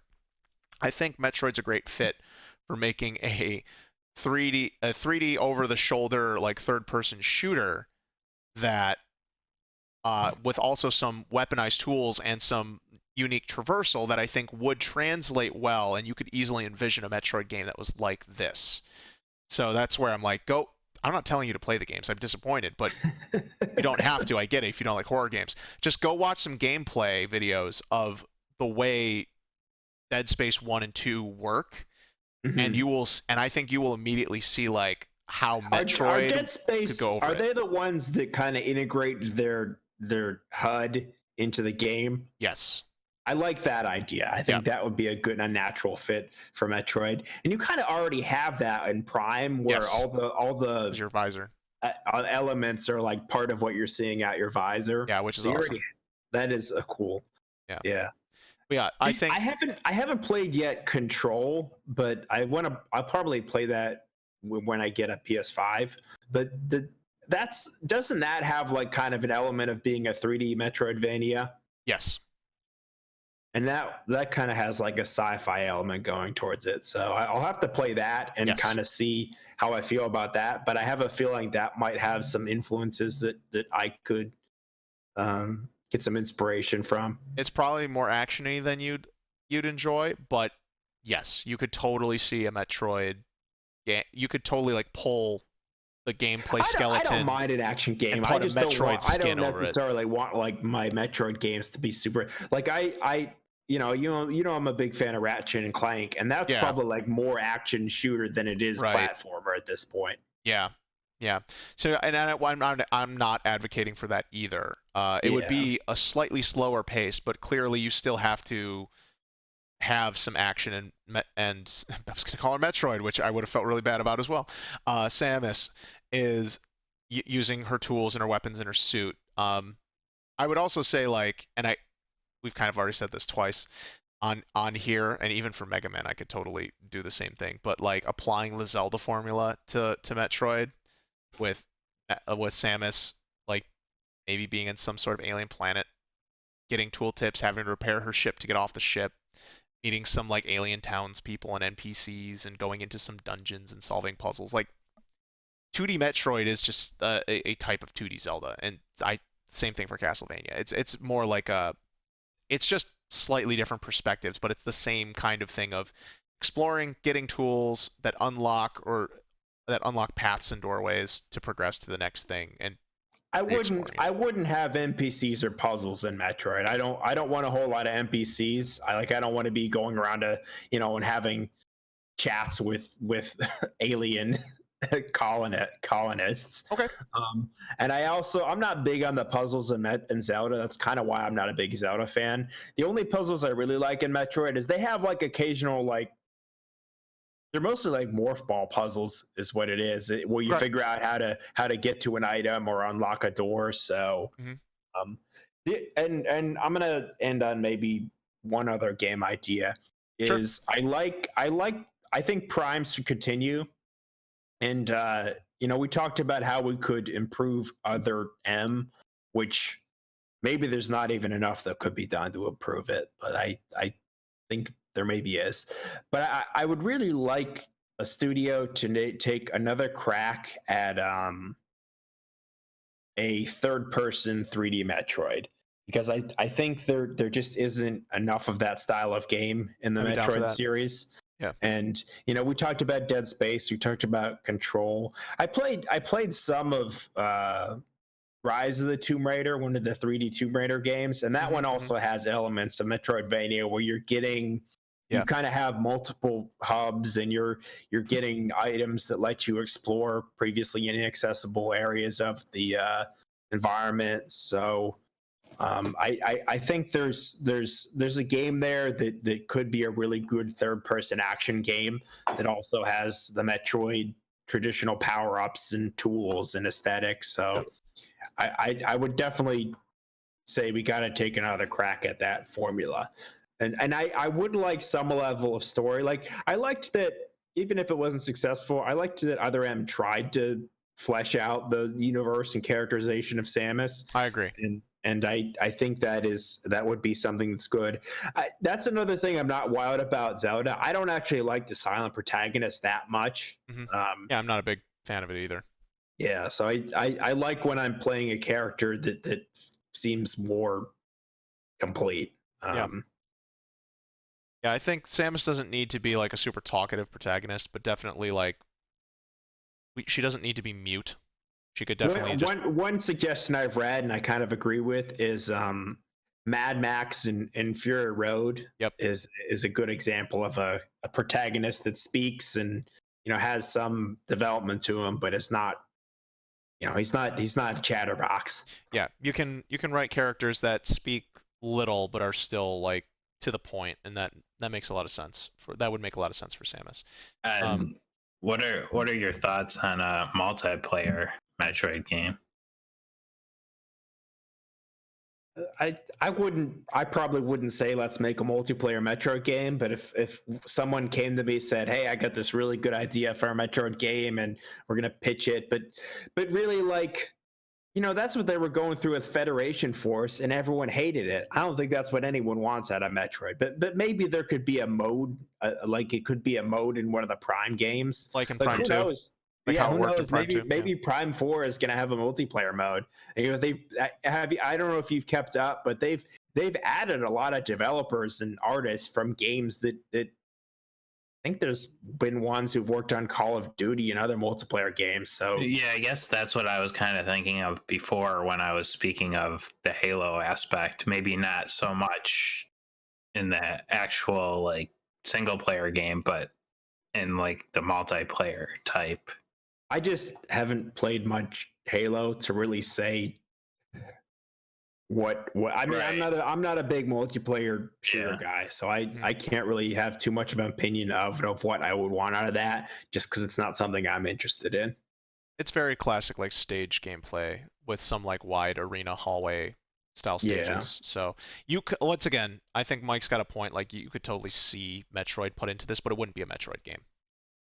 It would not. I don't see how it could be, because the big part of the Metroid games is you're gathering power-ups, you're getting access to previously inaccessible parts of the map, and you're not going to be doing that in a multiplayer shooter. Like, what do you every time you die you have to get the morph ball again? But like I said, Ed, you could greenlight a spin-off. So if you're okay with that being a spin-off, if you would want that to be like a spin-off game, or you could just have it in mode or not have it at all. As long as it's not been like 5 or 10 years and like nobody's gotten anything Metroid, and the first Metroid game you announce is, hey, we're doing Metroid Prime Federation Force 2. Well, Ed, you're in charge, so how do you want to pace these out? Is it Metroid 5, then Prime 4, then multiplayer could be like Metroid? Star Fox meets Metroid. Yeah, I think Metroid 5. I mean, if I were in charge, it would have already been in development and come out this year or next year before Prime 4.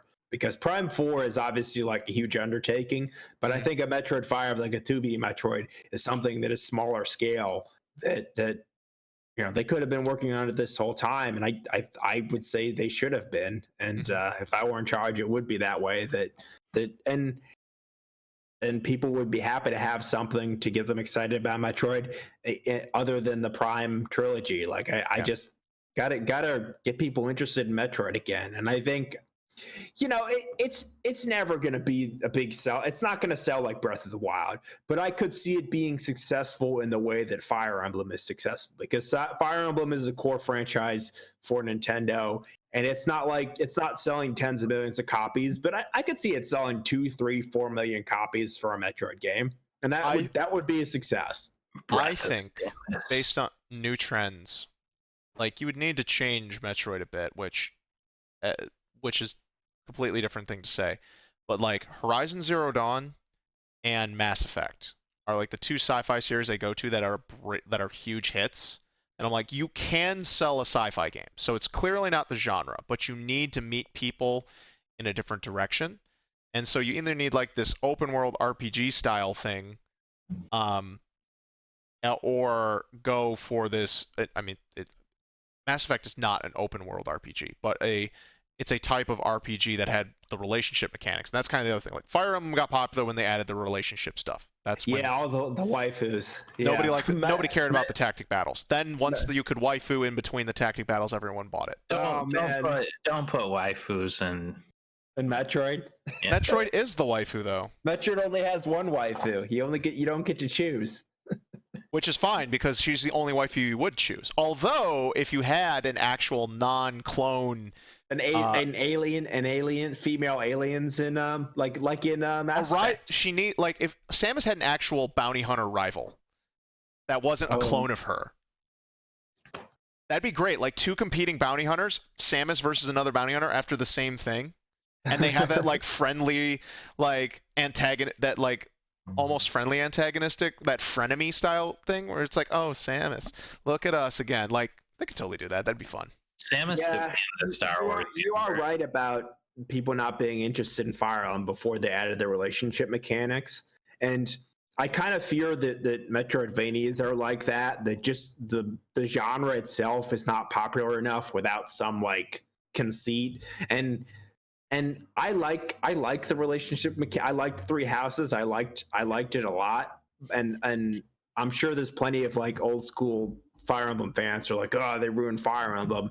And probably if they did something in the Metroid to make it real popular, I would probably be one of those fans saying, oh, they ruined Metroid. Also, and this is something that speaks to another core part of Metroid. So I think you could find a way to do it, because not saying that it needs to be Dark Souls hard, but Dark Souls also is a game that does well without overt plot elements. Yes, there's tons of lore and stuff, but you were saying I don't want NPCs to talk to in this. But that's what Dark Souls also does. It is an action RPG that you kind of solve and unlock doors and get some. Well, you don't really get powers to unlock doors, but you accomplish goals and you unlock doors. And then you have a world that's pretty dank, desolate, and it's very kind of lore light, but there's things there. There's enough things around, and Samus did it through the logs, like with scanning, so they kind of do that. But it just they haven't found a way and a timing, and some of it's timing, to like properly make Metroid at this AAA quality that people can identify, that they could also market as like, this Metroid has everything that another AAA style game has that you like, with all the distinct flavoring of Metroid. I think all the pieces are there, but how to take that and make that with Metroid on Nintendo, and maybe some of that also has to do with the fact that it is an exclusive thing. That may be the biggest problem, is I don't know if Nintendo can make Metroid popular as a first-party title, which is just a shame, and may just be the problem. Yeah, I almost feel like if Metroid Prime 4 doesn't perform well, that's it for Metroid. I wouldn't be surprised if they kind of hang it up at that point, because I think they put a lot of resources into this Metroid Prime 4, and we shall see. But I don't have too much more to say about that. I just wouldn't want things to stray too far from Metroid's fundamentals. Kind of build on what were the good aspects of the previous games, but I don't want it to be an open world RPG. I don't want like a ton of NPCs. You could have like a core cast, like a small cast, like you did in Other M. But even that, like,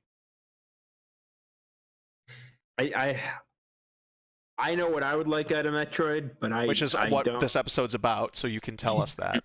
Yeah, I know. I've told you what I would like out of Metroid, but being real, and I guess like being realistic, I just, I guess I don't have to be realistic. This is my Metroid. You don't. Nope. You are in control in this hypothetical situation, so you can tell Nintendo this is how we're doing it because you believe it's the right thing to do for Metroid, and they're going to fund you. I won the lotto, and I'm going to fund it myself. Basically, yeah. Yeah, there's not enough. Can you recap what you wanted? Oh, sure. Recap was a collection with the first 4 2D Metroids, and with both versions, and with a few like ROM hacks available to Super Metroid. They're not going to call them ROM hacks, but configuration options. Yeah. Remixes. Remixes. The Prime Trilogy I would like to see on Switch, updated with multiple control options. I'd like the option to do motion control, but I'd also like to try the original, have controller control. If they did that, they're going to have to do that anyway because it has to run on the Switch Lite. So thank God we have the Switch Lite. Oh man, even if the Nintendo Lite, it can't switch. The Nintendo Lite. Nintendo Lite can't switch. I would like to see almost like a Snyder cut of Other M. I don't know whose cut it would be. Probably not a cut of the original guy because he was kind of the problem behind it. Yeah, I was gonna say I think Other M is what the vision was. We need we need the other person's. We just literally need someone else's take on it. Yeah, well, the Kojima cut of Other M. The other M. Yeah, no, we need the fan reviewed version. Yeah, the fan remake of Other M, which that's never gonna happen. They just probably rip out all the cutscenes and just have the gameplay, and it would probably be a way better game. They just rip out all the cutscenes, fix the one progression bug, and include the traditional control scheme. 9 out of 10. 9 out of 10. Not a 10, because everyone would be like, why is there cutscenes missing? Why is there just a 3-minute black spot at the beginning of the game that I can't skip? They don't even cut out the time. It's just like a black screen for 3 minutes. Oh no, they would just take all the dialogue out of that first cutscene. You never hear her say the baby. It's just that it's just the noise, and you just see the cinema with no sound, and nobody knows why. And it's just Metroid music under it. So that's it. You just rip out all the dialogue and then all the cutscenes that have any sort of talking in them, and you rip out all the dialogue from all the characters. Dude, we could make this. We could totally mod that game. Yeah. And people will be like, we solved it. We solved the Other M. We did it. We got there. So you would fix Other M, and then you would make Metroid 5, and you would finish Metroid Prime 4, and a new crack at a new version of a 3D third-person Metroid. Okay. And I think that's almost the thing I would be most excited for, because I liked that Other M was 3D third person. I agree. And I would really like to see like a 9 out of 10, 10 out of 10, like excellent version of what it could have been. Mm-hmm. With one progression blocker we'd fix by DLC later. What, like a patch? A pat? What do you mean, we would literally ship it with one progression bug just for tradition's sake. No, we're gonna go back to like the old days where you have to send in your memory card to get the save fixed. Like, we're literally not going to let people DLC patch it. Like, we could. Like, we have a DLC patch. We're just literally making you send in your copy. Well, I mean, that's funny. It's the dumbest DRM. It was because the Wii you couldn't patch games. Like, I know, but it was like there was like 3 games that all had this same bug, which was really funny. Yeah. I mean, Paper Mario Origami King had a Paper Mario bug. had it. Yeah, Origami it was probably King a secret one. Wii game. Yeah, I Would the guess so. Metroid Prime trilogy have a limited release? Yeah, it'll only be available for 30 days. Oh man. Oh, I thought originally it was. It was like original release, but I think they reprinted it and they also put it on the Wii U as a digital game. So Yeah. if you wanted to play Prime Trilogy, you were able to play it. They didn't make it like we're gonna take it down digitally on this day. I still can't believe they did that for 3D All Stars. They gotta quit coming back in some form, I would think.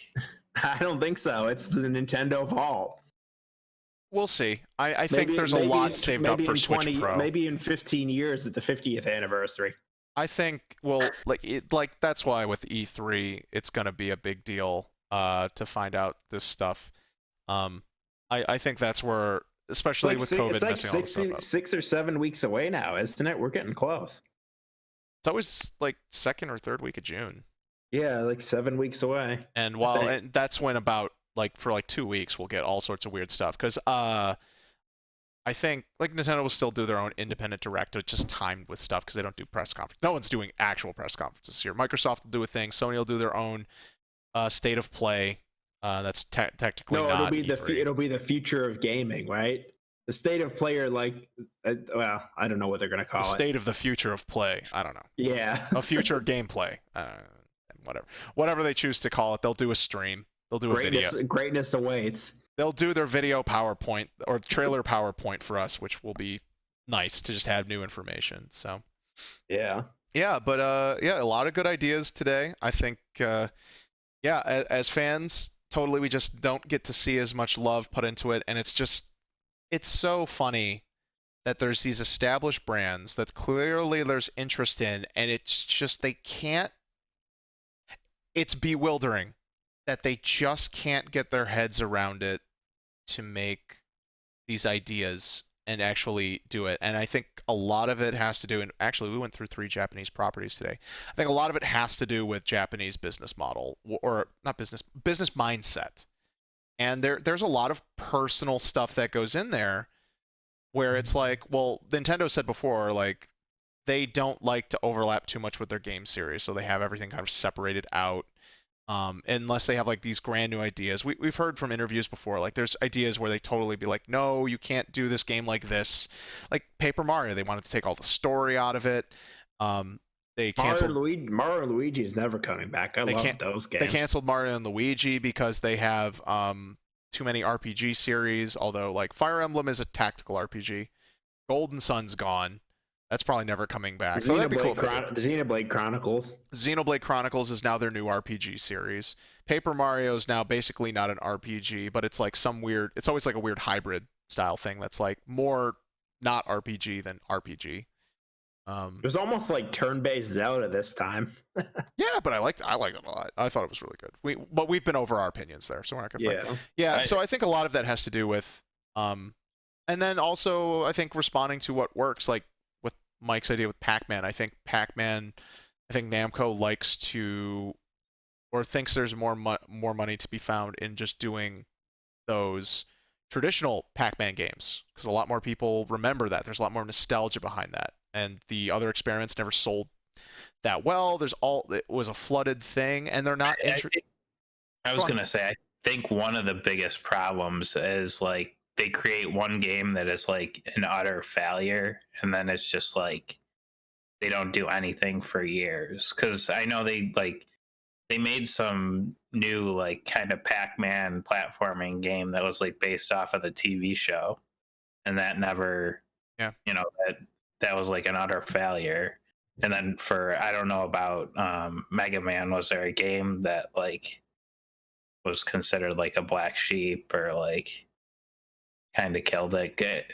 For Metroid, it was like it was Federation Force, right? And before that, Other M. Each Mega Man, like, there's not really. It's weird to say. So like Mega Man 5 starting with like Mega Man X5, then X6, X7, and X8.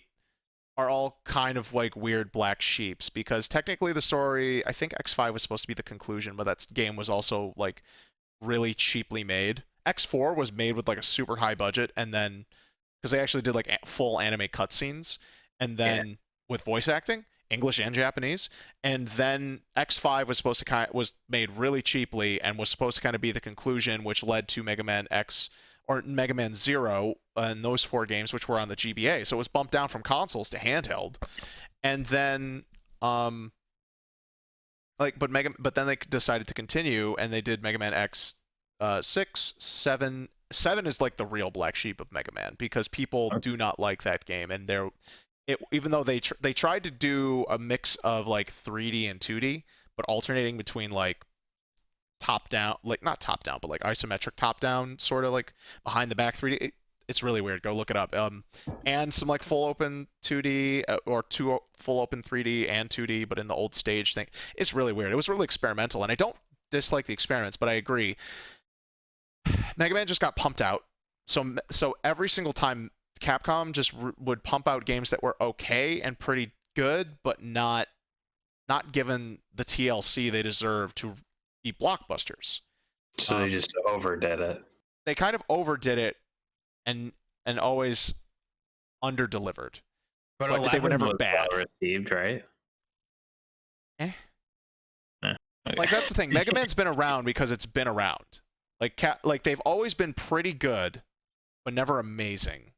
At least in my opinion, I would say as a longtime Mega Man fan. Like most of them are pretty good, but never amazing. Legends was getting up there. Legends was like the first time they were really like showing they were going to try and take Mega Man in a bigger direction. But I agree with you, Mike, in the principle that I think a lot of these companies, it's too risk adverse, and I think their numbers don't work out. They don't use collective math. They go like, okay, this game didn't bring in enough profit, ergo we're gonna can it. Instead of going, like I would say with Activision, it's really stupid. Like they make tons of money with Call of Duty every single year and continuously from DLC. They should be able to fund a ton of smaller projects, and who cares if it doesn't make a huge return? Like even if some of them will turn a profit and some of them won't, you have the they have the money to do it. That's what movie studios do. I mean, like there's tons of, well, some of them do. But there's also because there's Oscar bait stuff, and video games doesn't make enough money off of Oscar bait games true. Yet. There is no like prestige film. There's no prestige game where they want to win. So that's not necessarily true. They do make it, but it's not to the same degree. The business model around that doesn't really exist for video games so much in the AAA space. The indie space. That's what Sony likes to do. They like all their games to be like, highly acclaimed now. Yeah, but we heard with Japan Studios, and we're getting super off topic with the end here, and we'll kind of wrap this up. We should probably wrap it up. But a lot of that is, and that's why as fans, like there's ways they could revitalize these series to bring it back, and that's why as fans, it would be not that they need to always listen to fans, but it's just so weird that these brands are strong, exist, there's interest, and there's clearly ways to make games that would sell well. And I think some of them have been, these companies just for whatever reason aren't willing to fully commit. And so we get to at least do episodes like this and dream about doing big things. And I had fun talking to you guys and hearing your ideas. I hope you liked some of mine. I hope maybe you'll be inspired to check out some of the Mega Man. I'm definitely like, for sure. The Pac-Man stuff's wild. I would love to. Now I'm like interested in Pac-Man. I should play some more of the Metroids. I should look into seeing and maybe trying to play Other M again, and I'll just play it on mute. With the soundtrack. You gotta suffer like the rest of us. No, but I could get Prime 1 and 2 probably running and play through those and give those a real crack. That'd be nice. But I'll wait till after E3 just to see if the Switch stuff comes, because if I can officially support it, that'd be amazing. Yeah, Mike, you gotta buy them too. I'm telling you right now, you gotta buy every Metroid game. Every single one. I got returns. They'll do Metroid 35. I'm not buying Mario 35. I'm not buying Federation. Oh, no, we're not gonna support anything like Federation Force. Doesn't count. I didn't buy that. I mean, it just depends. If I see it and it looks good and the reviews are good, maybe I'll pick it up. Yeah. All right, we gotta wrap it up, guys. This was a great episode. thanks again so much to all our listeners who are with us today. Thank you, Mike. Thank you, Ed, for being here today. And take care, everyone, until the next time. Bye. Thank you for listening.